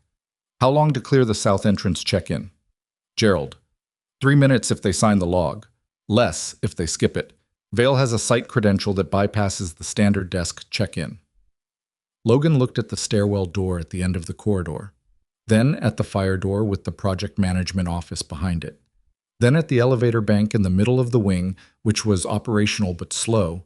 He had noted the response time coming up, approximately 45 seconds per floor. He had 2 options and roughly 90 seconds to decide between them. He could take the stairwell down and exit through the construction access on the north side before Vale reached the 3rd floor. Clean exit, no contact, no confrontation. The photographs were on his phone and back to the cloud through the building's network, which was Carrington's network, which meant Audrey's team had them already. Mission accomplished by any measurable metric. Or he could stay exactly where he was, in a corridor he had legitimate authorization to be in, conducting an inspection he had a work order for, and let Preston Vale find him there. He thought about the USB drives on the floor behind the desk. Small, cheap, forgotten in haste. Whatever was on them was almost certainly a copy of what had been on the workstation terminal. Procurement records, materials invoices, supplier contacts, the paper trail of 4 years of deliberate fraud. Dwyer had been there last night for 37 minutes, copying and moving files. He had missed those drives because he had been moving fast, and it was dark, and small things fell behind desk legs every day in every office in the world. If Vale came up here today, he would find them eventually, and then they would be gone. Logan looked at the project office door for another 3 seconds. Then he made a decision that was not entirely strategic and not entirely sensible, but was consistent with a principle he had carried since before he could have articulated what principles were. You didn't leave things behind that needed to come with you. He called Gerald. Vale's people can't enter that office, he said without preamble. There's physical evidence on the floor behind the workstation desk. 2 USB drives. Dwyer missed them last night. A very brief pause. You're still on the 3rd floor. HVAC calibration takes as long as it takes. Logan. Gerald's voice had a quality in it, not alarm, but the sharpened attention of a professional assessing risk. Vale is a man who set a fire in a building with 200 people in it to cover a financial crime. He is not, I know what he is, Logan said. I need you to call Audrey right now and get her attorney on the phone. I need a legal basis for securing those drives as part of Carrington Development's building infrastructure documentation. The building's network is Audrey's. The building's records are Audrey's. Those drives were found in a corridor of her building during a maintenance inspection. He paused. Is there a legal argument? Another pause. Longer this time. Gerald was not a lawyer, but Gerald had spent 11 years working for someone who required her security director to understand the edges of legal authority in the same way that she understood them herself. Precisely, and without romanticism about where the edges were. The office space is leased to the Vale Group for the duration of the project, Gerald said. The corridor is Carrington property. The drives were found in the corridor. Were they? The longest pause yet. Building maintenance documented their location during an HVAC inspection, Gerald said. Yes, I believe that's accurate. Get the attorney on the phone, fast. He ended the call. He put on the latex gloves from the maintenance kit, standard equipment used for handling electrical components and HVAC filter elements, completely unremarkable on a maintenance worker, and went back to the project office door. He was not opening the door. He was not entering the space. I was crouching at the corridor side of the threshold, and through the gap beneath the door, using the thin flashlight from the maintenance kit to confirm the location of the items he had photographed. And then, because the door had a 2-centimeter undercut, standard for fire door airflow compliance, and the drives were resting against the base of a desk leg that was less than 8 inches from the door, from the electrical kit to reach beneath the door and guide the drives toward the gap until they were on the corridor side of the threshold. It took 4 minutes and 40 seconds. His hands were steady. They were always steady when it mattered. He was standing up, the drives in a labeled evidence bag from the kit, when he heard the elevator. Preston Vale was smaller in person than his website photograph suggested. This was not unusual. Photographs of powerful people frequently inflated an impression of physical presence that the actual person didn't quite sustain. He was perhaps 5'10", the silver hair thinner than the professional headshot implied, with the particular posture of someone who had spent decades in rooms where being relaxed was a competitive advantage. He wore a dark coat over a suit that cost considerably more than Logan's had, which was not a difficult benchmark to clear. The 2 men with him were not assistants. Logan clocked this in the first second, the way they moved, the way they arranged themselves relative to Vale when they stepped off the elevator, the absence of phones or folders in their hands. They were there to be present in a particular way, which was a different job than administrative support. Vale saw Logan immediately. He also saw the maintenance kit, the HVAC panel, still open at the end of the corridor. The work order on Logan's phone, visible on the screen because Logan had deliberately left it visible. This floor's supposed to be restricted, Vale said. His voice was the kind of controlled that came from practice rather than temperament. Not naturally calm, but professionally so. Who authorized a maintenance team up here? Open work order, Logan said. HVAC calibration, East Wing, 3rd floor. Been in the system 3 weeks. He held up the phone. Carrington Building Management. I can give you the ticket number if you need it. Vale looked at him, really looked, in the way of someone running a quick assessment and not especially trying to hide that he was doing it. I haven't seen you on this site before. I mostly work the residential properties, Logan said. They pulled me over for this one because the regular tech is out with a back issue. He said it easily because it was easy. He had spoken in the flat, unremarkable register of someone doing a job in 200 different rooms in 2 different countries, and the register was not something he had to manufacture. Vale's eyes moved to the maintenance kit, to Logan's gloved hands, to the small labeled bag clipped to the outside of the kit that contained 2 USB drives and was not, from the outside, identifiable as anything other than another piece of equipment. What's in the bag? Vale asked. Electrical contacts and a capacitor set, Logan said. The HVAC controller on this floor's been throwing a calibration error because of a faulty contact in the return duct. Standard fix. He zipped the kit closed. All done up here. You need me to sign anything on the way out? Vale was still looking at him, not with hostility, with the specific quality of attention that Logan associated with people who were very good at identifying discrepancies. The 2 men on either side of him had not moved. Your name, Vale said. Barrett. Logan Barrett. Something shifted in Vale's face. Small, fast, the kind of change that only registered if you were watching for it. And Logan was watching for it because he had been watching for exactly that since the elevator opened. Preston Vale knew who Logan Barrett was. He had known since at least last night, possibly since the Hartwell, because a man who ran a sophisticated 4-year financial fraud and engineered a building fire to cover it did not spend the subsequent 18 hours sending flowers and maintaining appearances without first learning everything available about the person who had walked out of his burning building carrying evidence that the fire had not been an accident.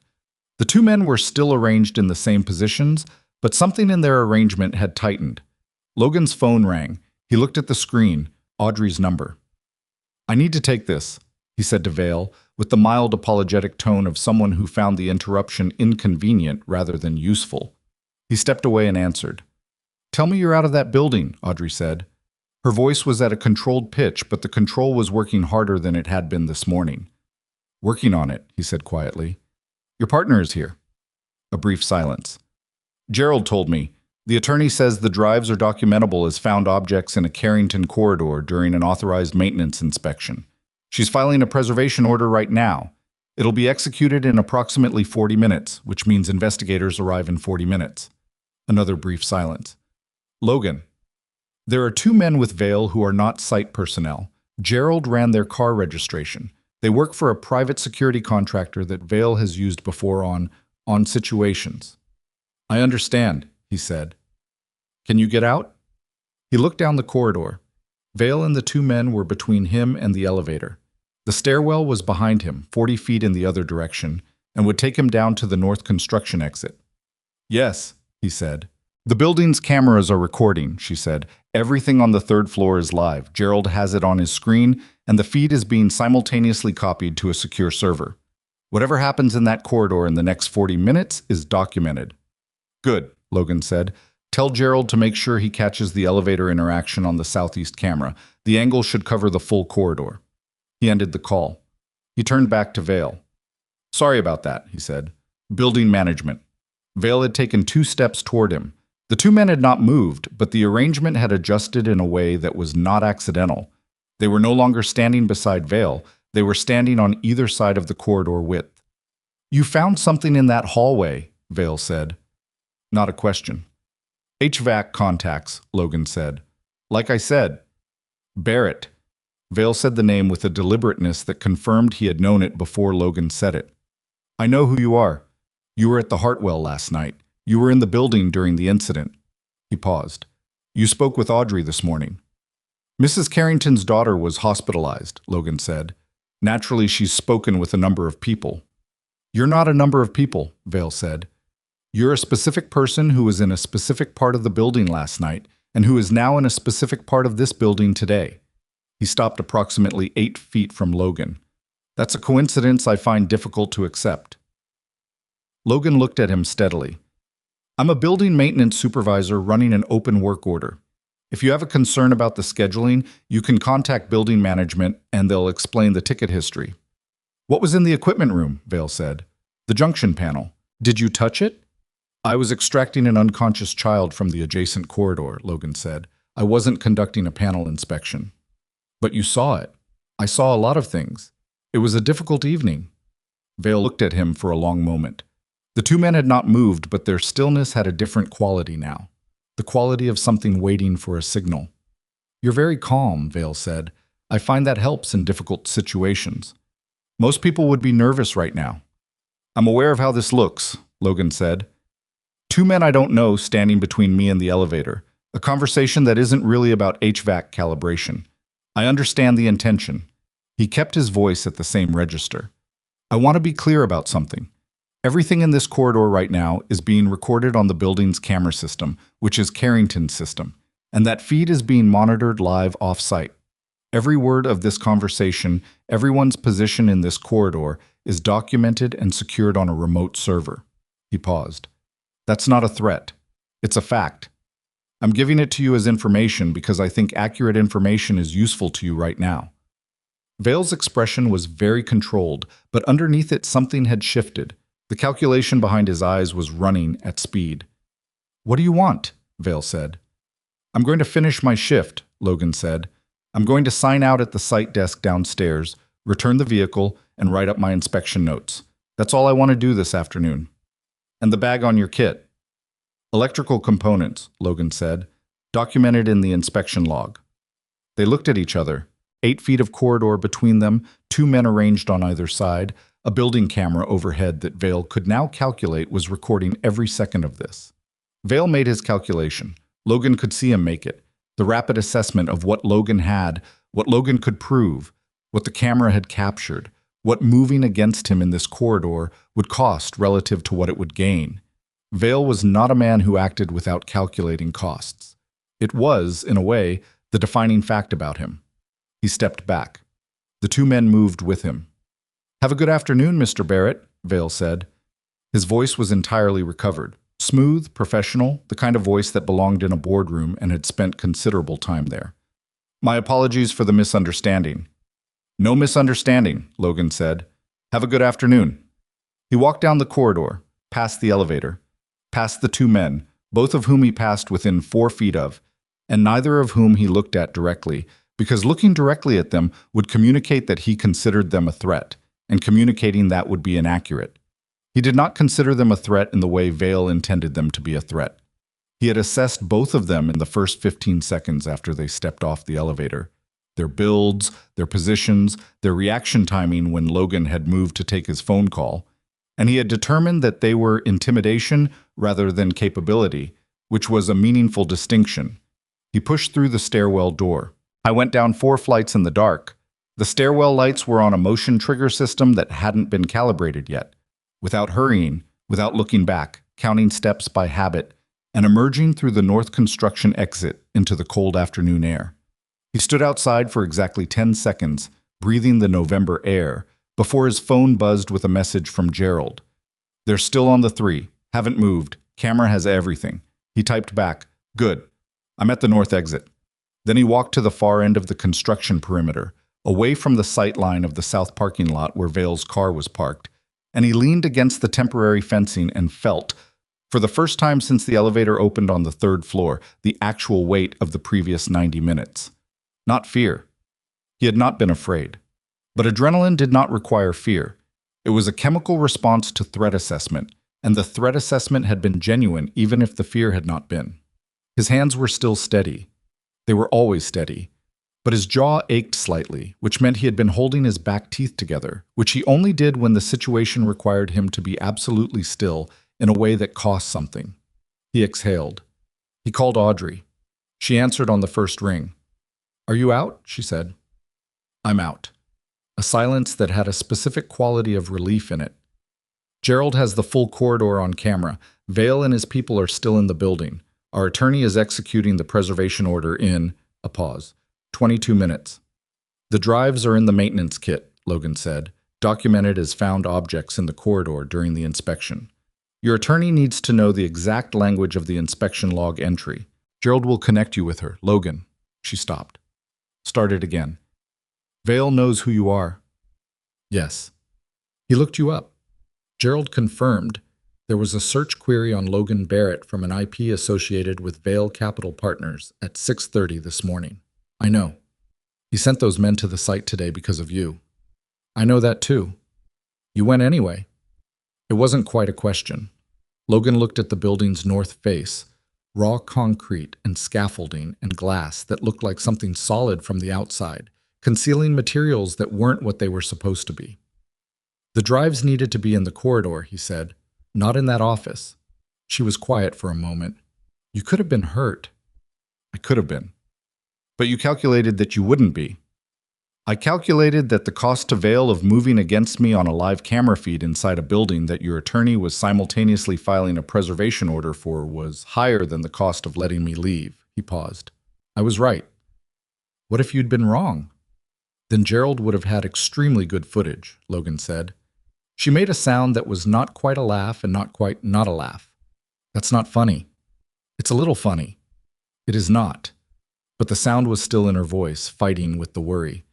"Come back to the hospital. Maddie's been asking where you are every 20 minutes. "What did Renata tell her?" "That you were handling something. Maddie said, and I'm quoting, 'That means he went somewhere dangerous and she doesn't want me to know.'" Logan closed his eyes briefly. "She's 8. "She's very 8, Audrey said. "Come back." Well, the preservation order was executed at 2:47 that afternoon. 4 investigators from the DA's office, accompanied by a Carrington attorney and 2 NYPD officers, entered the Kellner Street Rehabilitation Center and secured the 3rd floor East Wing Project Management Office. Vale and his associates had left the building at 2:15. They had found the project office locked and the USB drives not in it, which Logan knew because Gerald called him at 2:50 with a summary of the investigators' preliminary findings.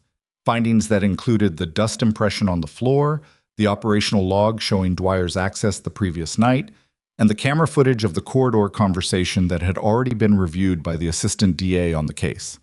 The drives themselves were in the custody of Carrington's attorney, who had arranged their formal chain of custody documentation at 1:58, 49 minutes before the preservation order was executed. "The content?" Logan asked. "Still being processed," Gerald said. "Our attorney says early indication is consistent with what we expected: procurement records, supplier invoices, inspection certification documents. She said it looks like everything that was on the office workstation, copied to portable media." A pause. "She also said it's more than enough." Logan was sitting in the hospital corridor outside Sophie's room. Through the glass panel, Sophie was asleep, finally, one arm around Corporal, the stuffed dog that Renata had retrieved from the Hartwell that morning. Maddie was in the family room down the hall.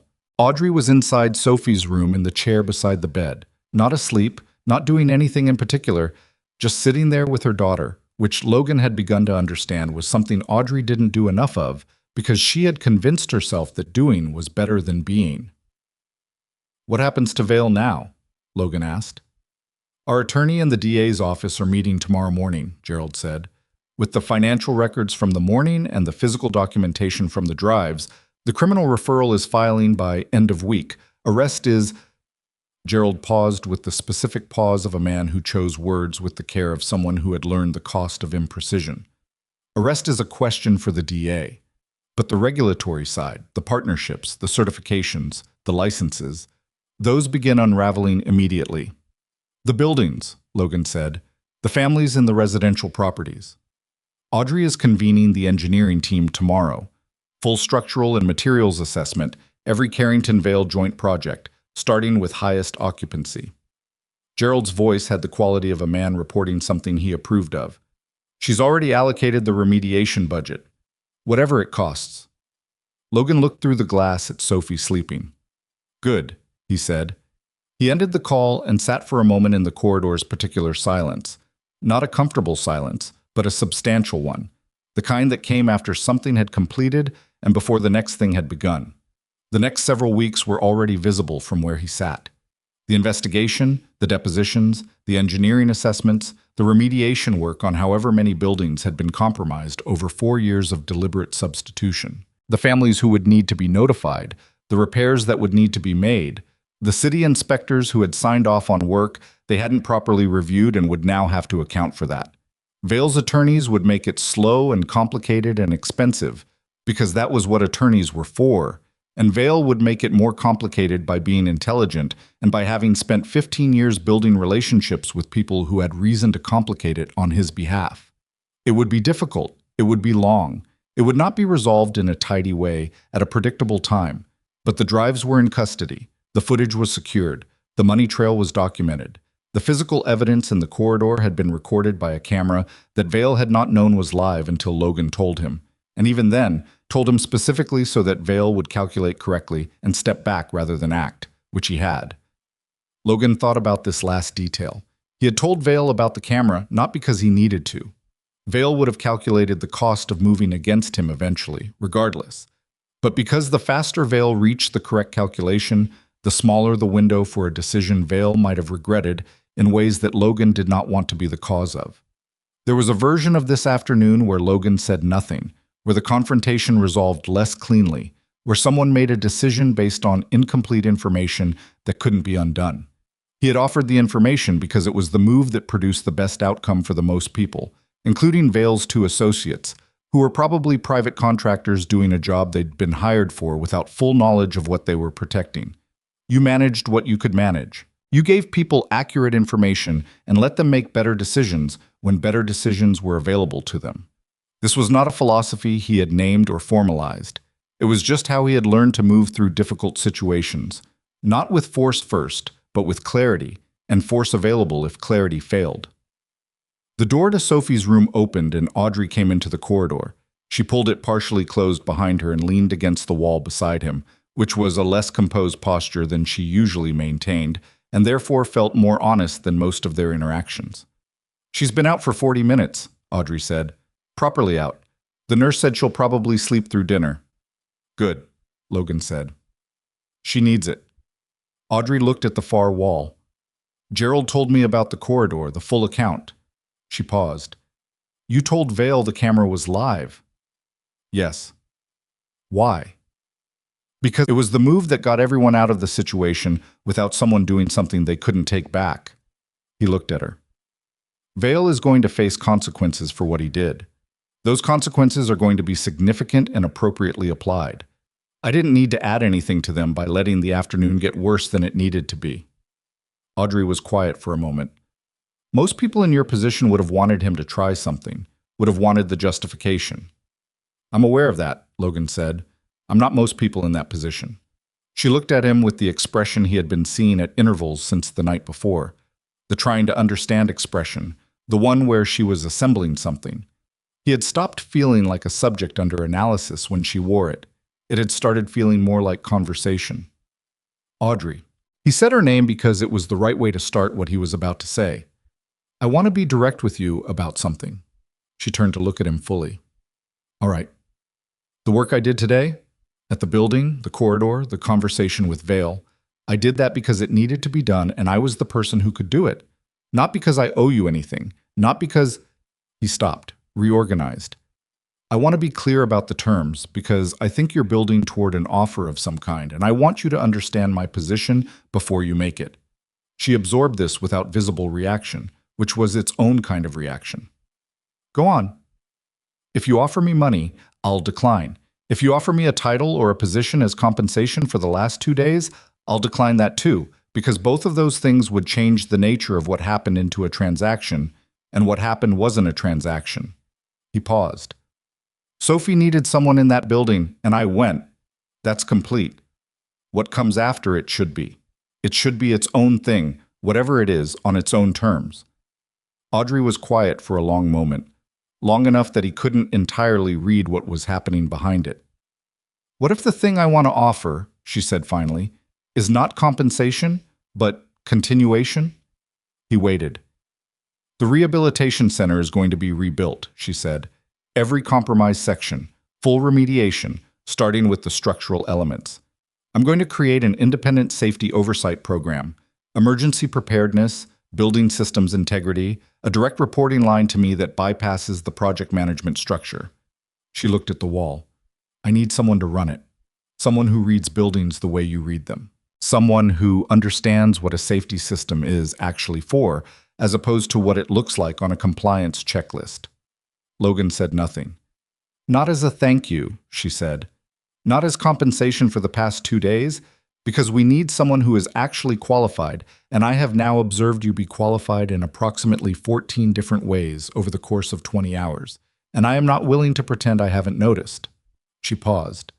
The position would have authority, real authority, direct access to every Carrington project, hiring authority for the safety staff, budget authority for remediation recommendations.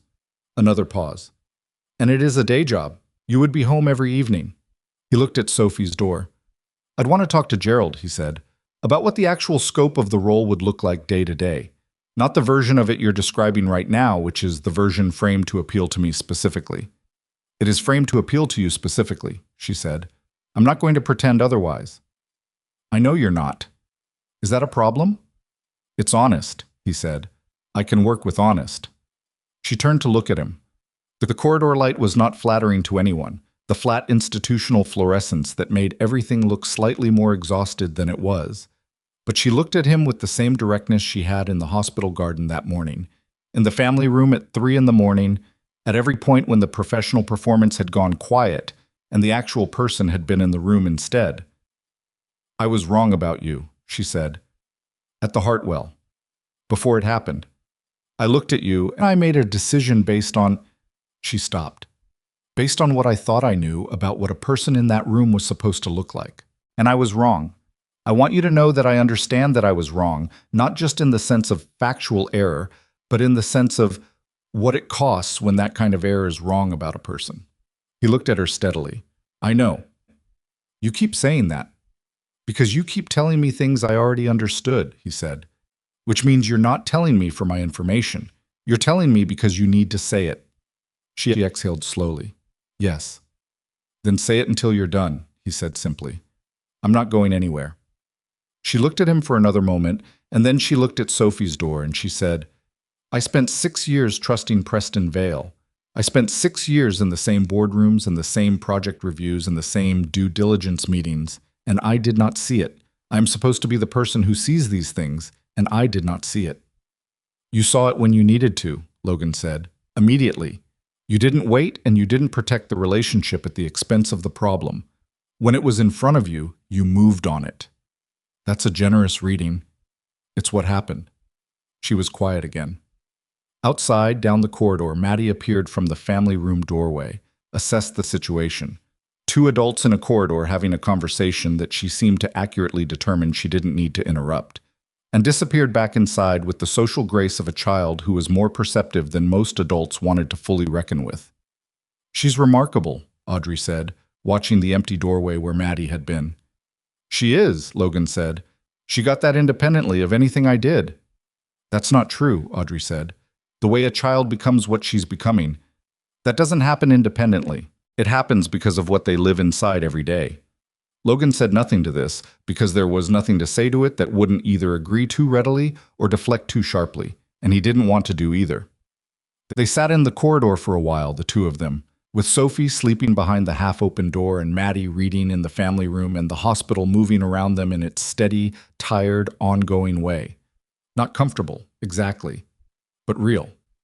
The way things were real when the performance had stopped and the difficulty had passed, and what was left was just people, with their histories and their failures and the specific way they had come to be in the same corridor on the same November afternoon. Talk to Gerald, Audrey said eventually. About the position. I will. And Logan. She said his name the way he had said hers, as a marker. Whatever you decide, what you did for Sophie, what you did today. She stopped, found the words she wanted. I'm not going to forget what I was wrong about, or what it meant that you didn't use it against me. He looked at her. You had every reason to, she said, when I ordered you out. You could have told security you had the invitation. You could have made the point. You didn't. The point wasn't worth making at the time, he said. It was worth making. Maybe, he said, but that's not the kind of right I'm interested in being. She looked at him for a long moment.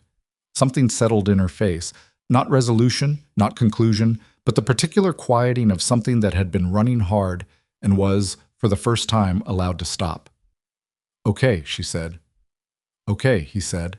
Down the hall, from the family room, came the sound of Maddie's voice asking Renata something about dinner, and whether the hospital cafeteria had anything that qualified as real food, and whether Sophie would be allowed to have visitors when she woke up. All three questions delivered in rapid succession without waiting for answers, which was Maddie's conversational style and always had been. Logan stood up. I should check on her, he said. Yes, Audrey said. Go. He walked down the corridor toward his daughter's voice, and behind him Audrey turned back to Sophie's door and pushed it gently open and went inside. And the corridor was quiet again, holding nothing more than the ordinary sounds of a building. Doing what buildings were supposed to do, keeping people safe while they rested. For now, that was enough. Preston Vale was arrested on a Thursday morning in late November, 11 days after the fire at the Hartwell Grand.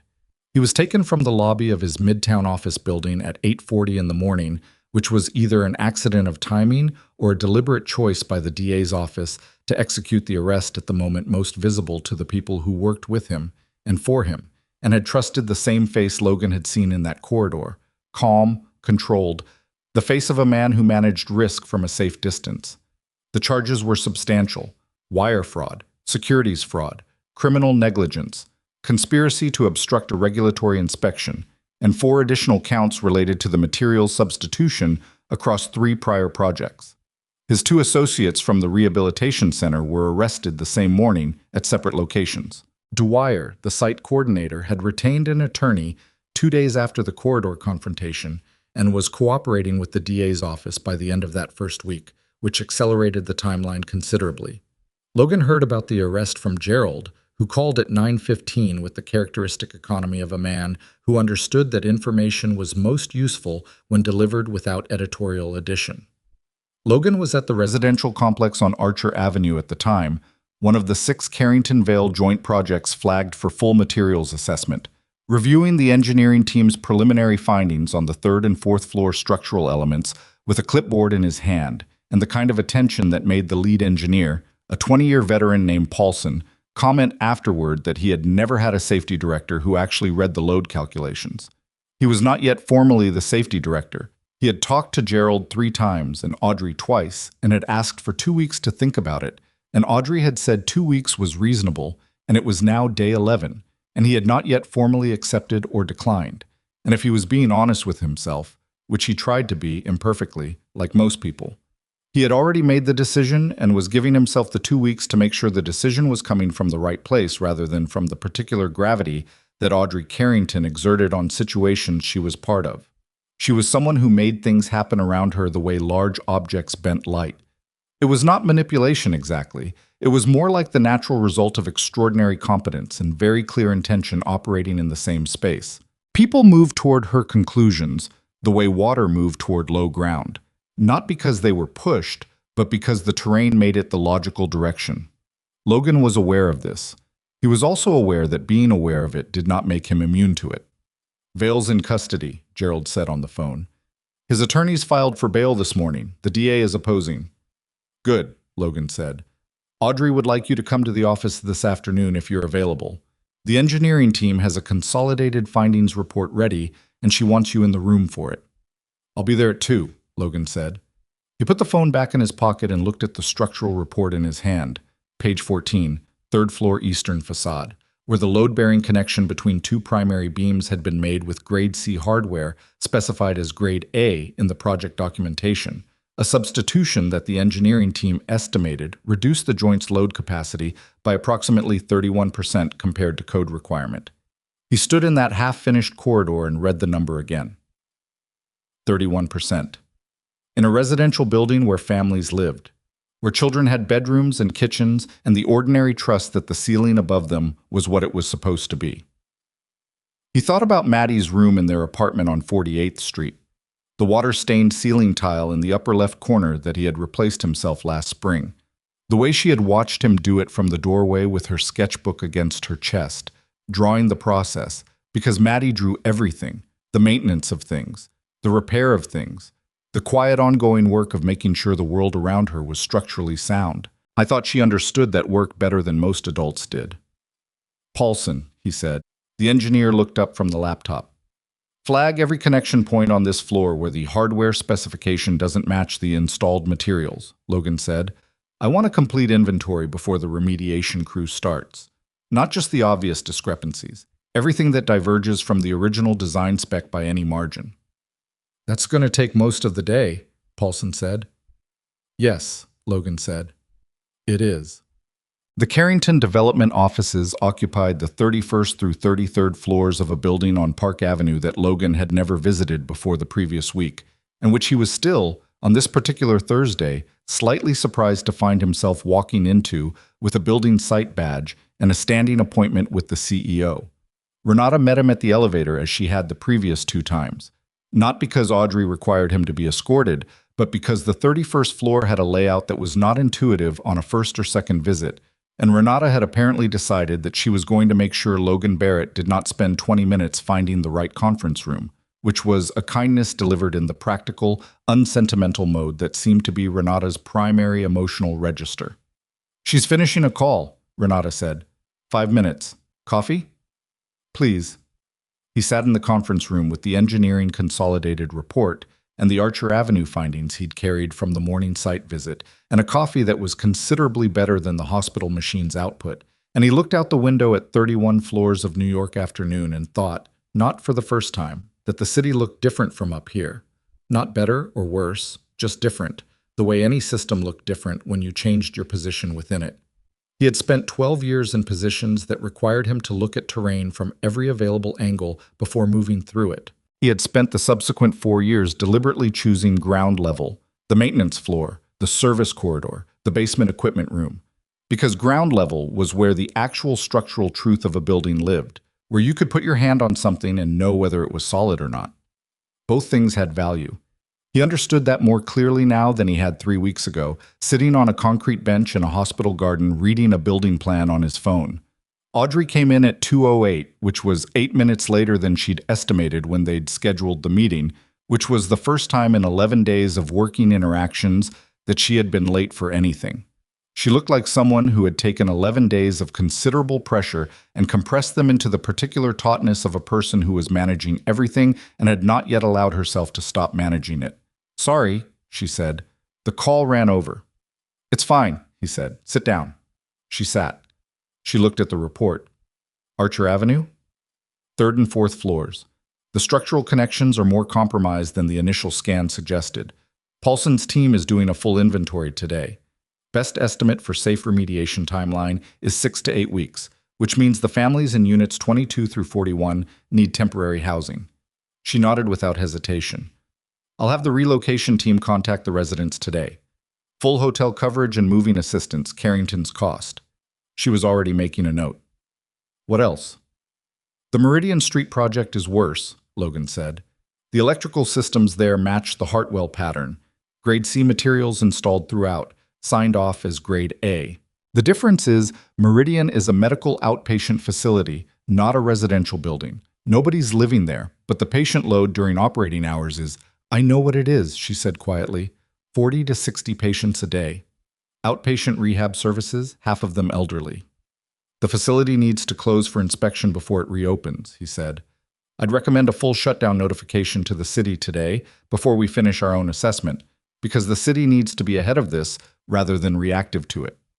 We'll notify by end of business. She wrote it down. The PR team can manage it, Logan said, but the notification goes out accurately, not a proactive safety review framing. A materials deficiency assessment, full stop. She looked up at him. If the framing is managed instead of accurate, and the city finds the discrepancy later, everything you're trying to protect becomes harder to protect, he said. Your name means what it means because it says accurate things. This is an accurate thing. She held his gaze for a moment. You're right. I know. The corner of her mouth moved, just slightly. You do that on purpose. What? Say I know instead of thank you when I agree with you. Thank you implies I wasn't sure, he said. I was sure. She looked at him for another moment and then looked at the report, and the corner of her mouth was still doing the almost smile thing, which Logan had been cataloging without actively trying to, the way he cataloged everything, because it was how his brain worked, and because that specific expression had started to mean something in his internal reference system that he was not yet prepared to fully define. The DA's office called this morning, she said, returning to business with the pivot that was characteristic of her. Not abrupt, but clean, the kind of transition that communicated that the previous moment had been received and was now complete. Vale's bail application was denied. The financial documentation from the drives was sufficient for the court to determine flight risk. Gerald told me. There are going to be civil proceedings, she said, on top of the criminal. Multiple parties. His investors, the project municipalities, potentially the families in the affected buildings, through a class action that an attorney in Brooklyn is apparently already organizing. She paused. It's going to be a long process. Yes, he said. It is.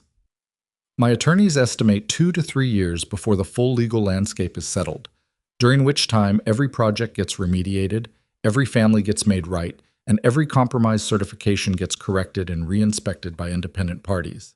She said it with the flatness of things already decided. Whatever it costs. I know, he said. She looked at him. You're going to keep saying that. Until you stop telling me things I already know, yes. She exhaled, and it had a slightly different quality from her usual exhalations. Less controlled, more human. Logan, the position. Have you decided? He had decided, as he had known for several days. But he took a moment anyway, not because he was uncertain, but because the moment deserved to be inhabited rather than hurried through. I'll take it, he said. On the terms we discussed. Direct reporting line, real authority on remediation recommendations, hiring authority for the safety staff. Yes. And I'm home every evening by 6. That's not a negotiating point I would ever argue against, she said. I know you wouldn't, he said. I'm saying it anyway. She nodded. 6 o'clock every evening, non-negotiable. She paused.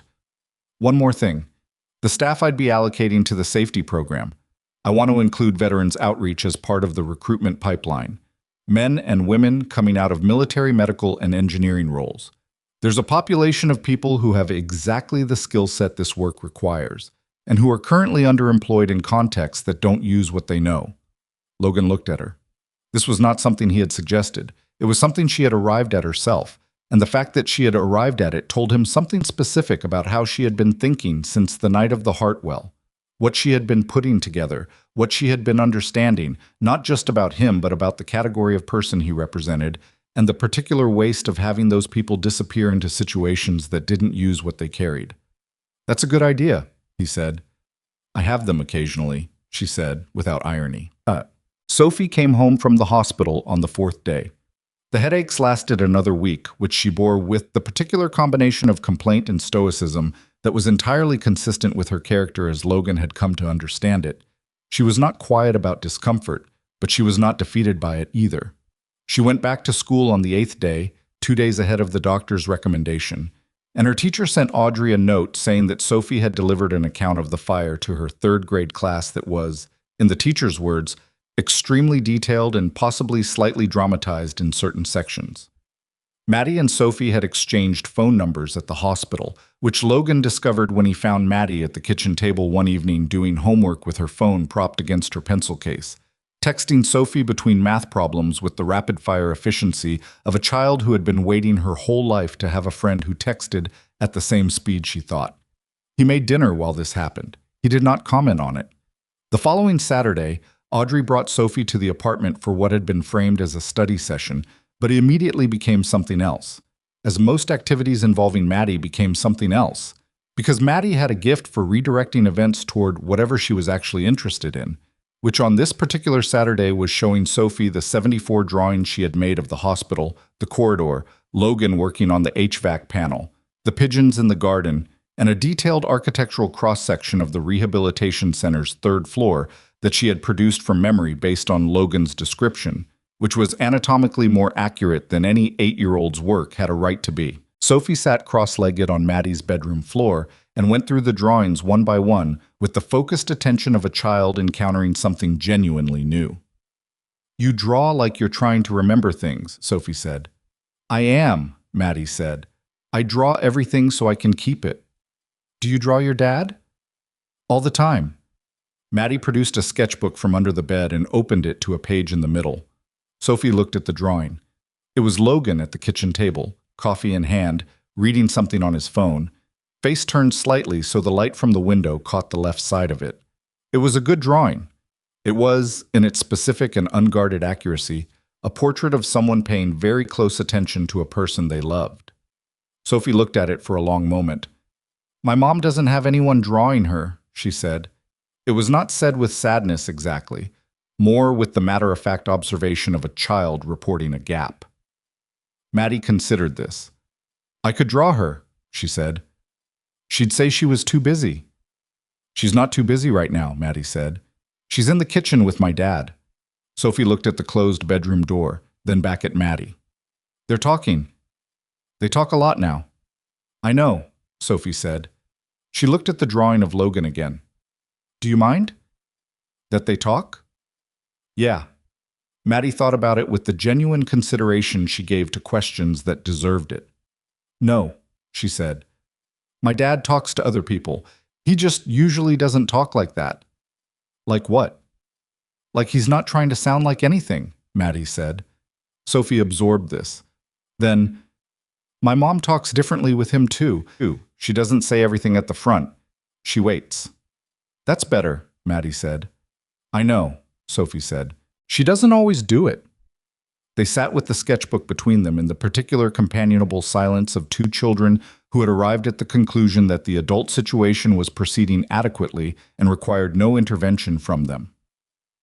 In the kitchen, Logan was making coffee. He hadn't asked Audrey if she wanted, and Audrey was sitting on the far side of the small kitchen table watching him do it, which was a thing that had been happening in various configurations over the past 2 weeks. One or both of them in a space, not doing anything in particular, talking or not talking, with a specific ease that neither of them had named and both of them understood. The Meridian Street facility reopens next week, she said. Full inspection, new certification, independent review. Paulson's team signed off yesterday. I saw the report, Logan said. It's good work. Your work, she said. You caught the electrical discrepancy on the second inspection walk. Paulson caught it. I was standing next to him when he caught it. You asked the question that made him look at the right panel. He poured the coffee and put a mug in front of her. She hadn't asked for it. She picked it up and wrapped both hands around it, which was something he had noticed she did when she was allowing herself to sit still, not as a performance of relaxation, but as an actual, occasional concession to it. Dwyer testified yesterday, she said. Gerald briefed me this morning. How comprehensive. Comprehensive enough that Vale's defense team is apparently reconsidering their strategy. She looked at the coffee. Dwyer says Vale described the electrical event at the Hartwell as managed risk. Those were the words. Managed risk. She paused. Sophie was in that building. I know, Logan said. He knew Sophie was going to be there. He knew I would have Sophie with me.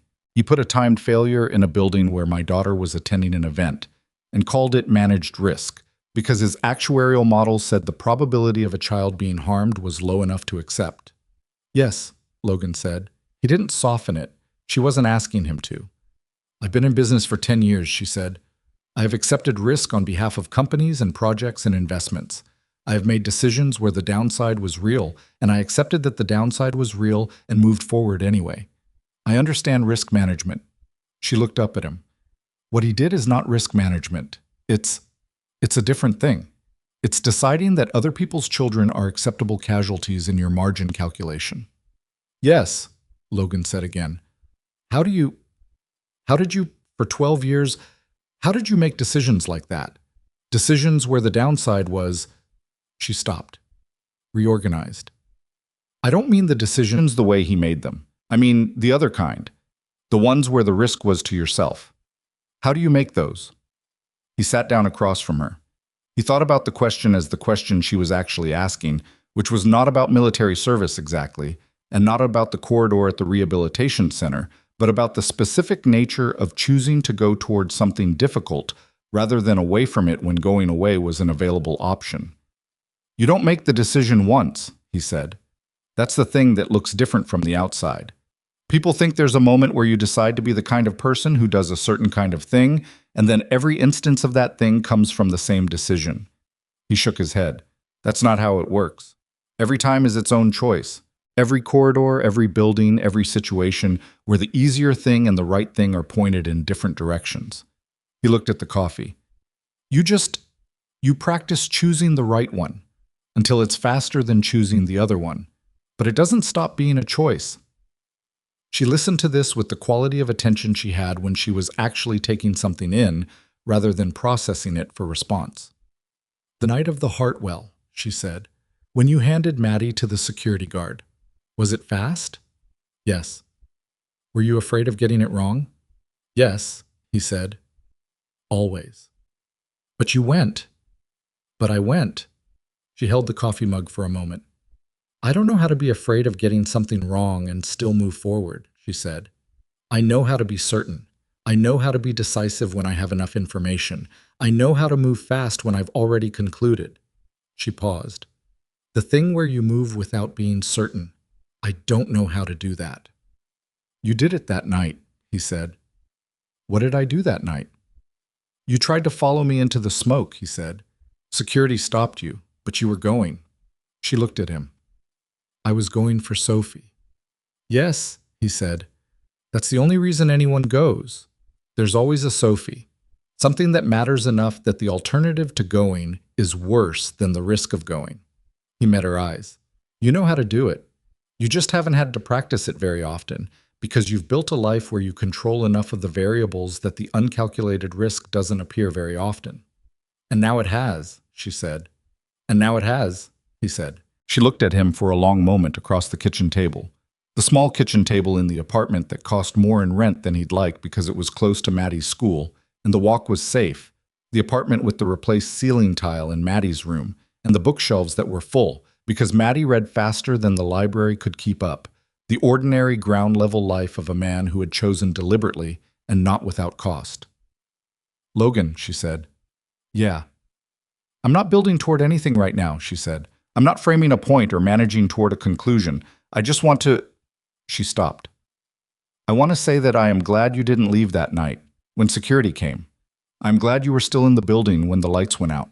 She paused. And I am aware that I almost made sure you weren't. You didn't make sure, he said. I stayed. Because of Maddie being tired. Because I decided to stay, he said simply. The reason was Maddie. The decision was mine. She absorbed this. You're not going to let me take full responsibility for that near miss. You had a piece of it, he said. You've owned your piece. The rest of it is just what happened. She looked at him for another long moment and then looked away, at the window, at the afternoon light coming through it at an angle that had been shifting gradually since 2 o'clock. And she said, I haven't had this. In a long time. Had what? This, she said, gesturing slightly with the mug. A kitchen. An afternoon. Coffee that I didn't ask for, and didn't have to ask for. She paused. Someone who doesn't perform anything. He didn't say anything to this. I haven't let myself have it, she corrected. That's more accurate. I've had the buildings and the board, and the quarterly reports, and Sophie's recitals, and the school calendar, and the security detail, and every managed, scheduled, controlled element of a life that I constructed very deliberately to make sure that nothing in it could be disrupted by something I hadn't anticipated. She exhaled. And then a building caught fire. Buildings do that, Logan said. And a man I had told security to remove walked back in. He did, Logan said. Poor judgment on his part. She looked at him. The almost smile was fully present now. Not almost, actually present, and different from the versions he had seen in the previous 2 weeks, in that it had no performance in it, no management, no corporate finish. Just a person sitting across a kitchen table smiling at something they found genuinely funny. Terrible judgment, she said. The worst, he agreed. The Carrington Children's Recovery Center opened the following April, on a Thursday morning when the weather had not fully committed to spring, and the sky was the particular indeterminate gray of a city still making up its mind. There were no velvet ropes. This had been Logan's suggestion at the planning meeting for the opening, delivered as a practical observation rather than a philosophical statement. Velvet ropes at a children's rehabilitation center sent a message that was inconsistent with the facility's purpose, and Audrey had agreed before he finished the sentence. Families came through the main entrance in the same line as the nurses and the construction workers who had built the place, and the veterans who had been among the first staff hired for the safety and emergency preparedness program that Logan had spent 5 months building from an open position and a budget into something that worked. The program had 12 staff members by opening day. 8 of them had military backgrounds. All of them could read a building the way Logan read a building, which was to say, not as an aesthetic object but as a system, with load-bearing points and failure modes and the particular kind of honesty that only revealed itself when you got close enough to put your hand on it.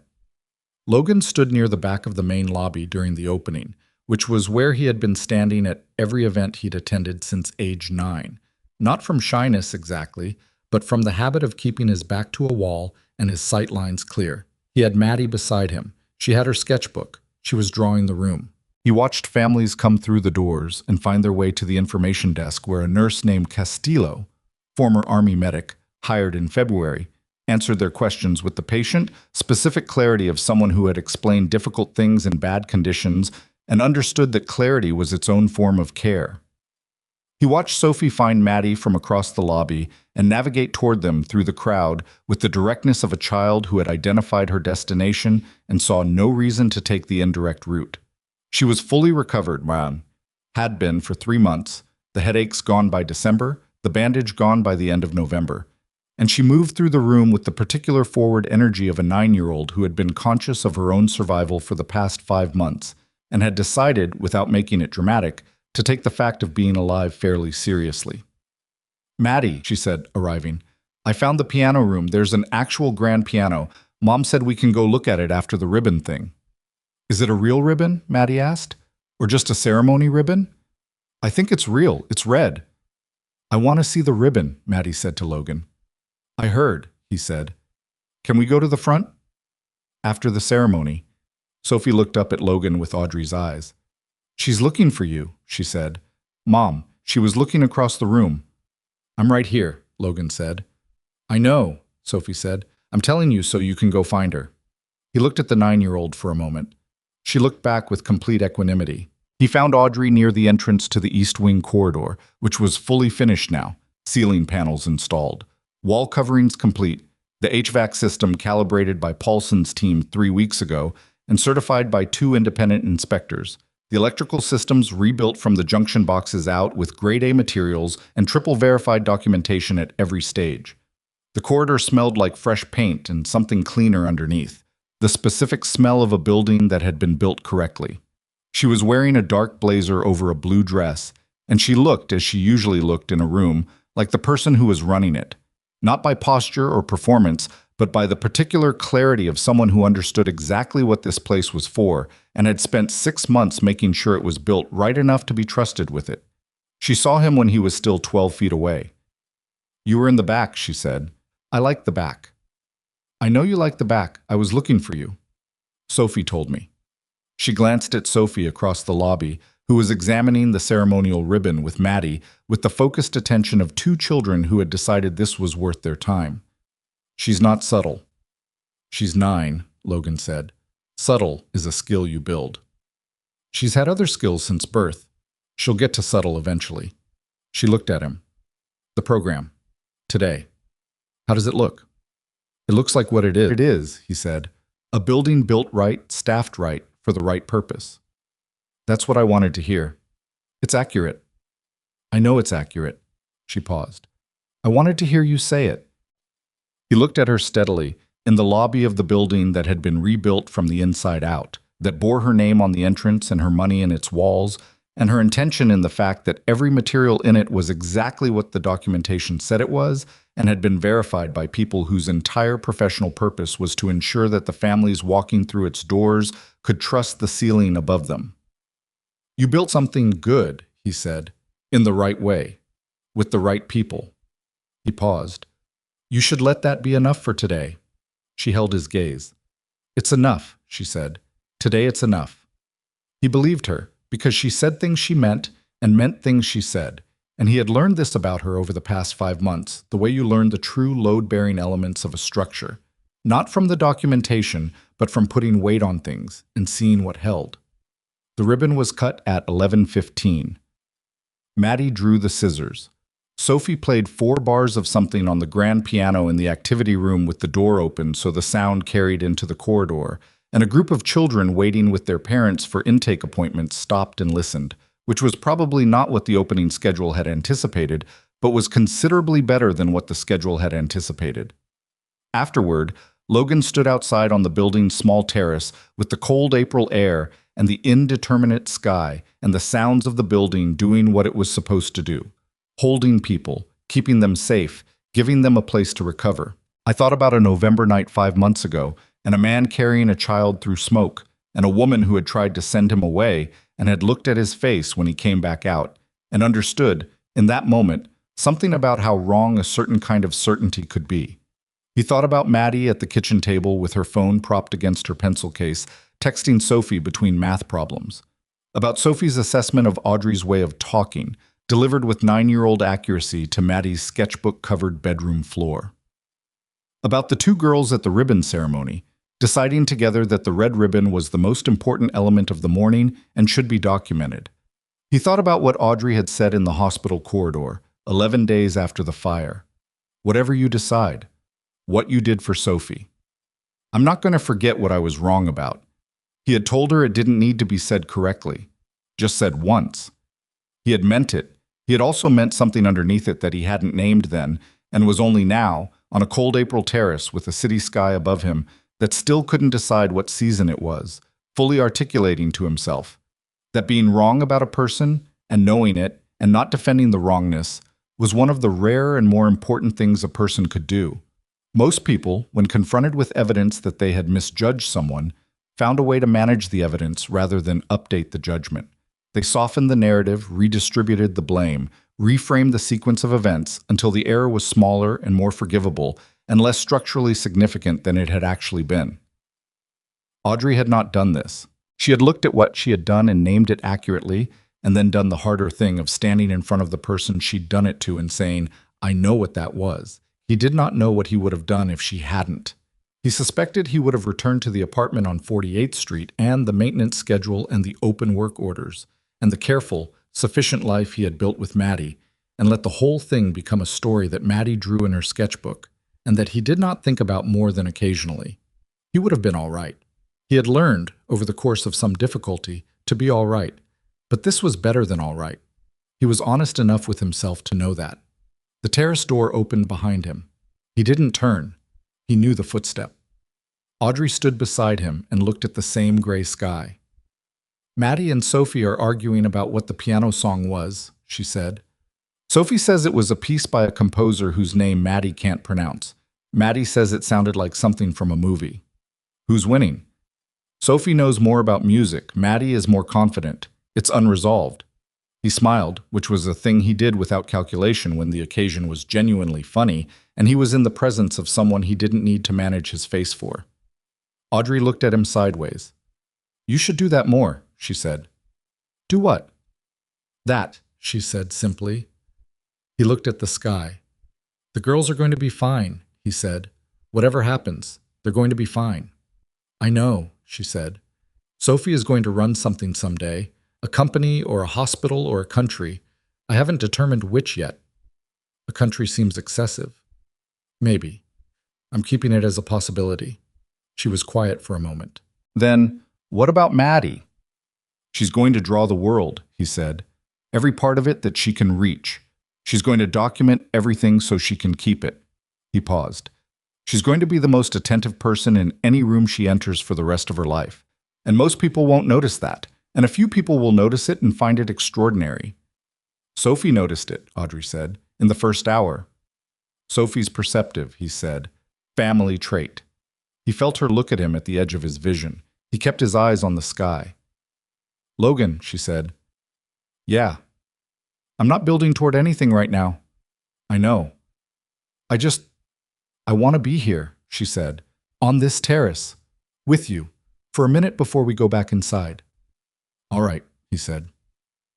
They stood on the terrace in the cold April air, the two of them, while inside the building families moved through corridors that had been rebuilt right, and two girls argued about a piano piece, and 12 staff members in the safety and emergency preparedness program went about the quiet, ongoing work of making sure the structure held.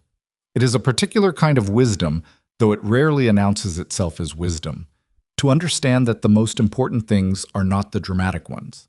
They are not the fires or the frauds or the confrontations in smoke-filled corridors. Those are the events that reveal character, but they are not where character is built.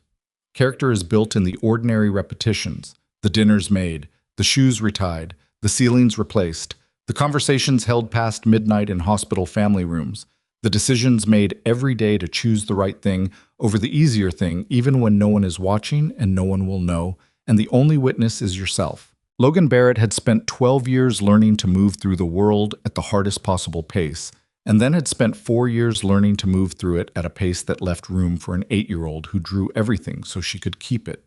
Both educations had been necessary. Both had cost something real. What he had now was neither the 12 years nor the 4 years, but the specific person those years had made. Someone who read buildings and people and situations with the same patient, grounded attention, someone who distributed credit and not blame and moved toward difficult things when moving toward them was what the situation required. Audrey Carrington had built an empire on the certainty that she could control enough variables to prevent the uncalculated risk from appearing. And then the uncalculated risk had appeared, as it always eventually does, and she had found out what she was made of when the calculus was gone, and there was nothing left but the raw situation and the decision about what to do with it. She had been wrong about a man, and she had known it, and she had said so, and she had done the work of being right instead. These are not small things. In a world that generally rewards the management of appearances over the correction of actual errors, they are quite large things, done quietly, in corridors and hospital rooms and kitchen tables and April terraces, with no audience but the people they were done for. 6 months later, in the rooftop garden of the building that bore her name and his standard and the work of everyone who had rebuilt it. Right, Audrey Carrington and Logan Barrett were married in front of 40 people, none of whom were there because of obligation or optics or the particular calculus of who needed to be present. Maddie wore a yellow dress and drew the ceremony in her sketchbook. Sophie played the first piece she had ever memorized on the piano, which Maddie had correctly identified as something from a movie, and which Sophie had correctly identified as a work by a composer whose name Maddie still could not pronounce. There were no reporters. There was no announcement. There was just a rooftop, and a family that had been built by choice out of difficulty and honesty, and the specific grace of people who looked at what they had done wrong and chose to do differently, and two girls who had decided in a hospital room and a bedroom floor conversation that this outcome was satisfactory and required no further intervention from them. Logan was home by 6 o'clock every evening. This was not a small thing either. It was, in fact, the whole point.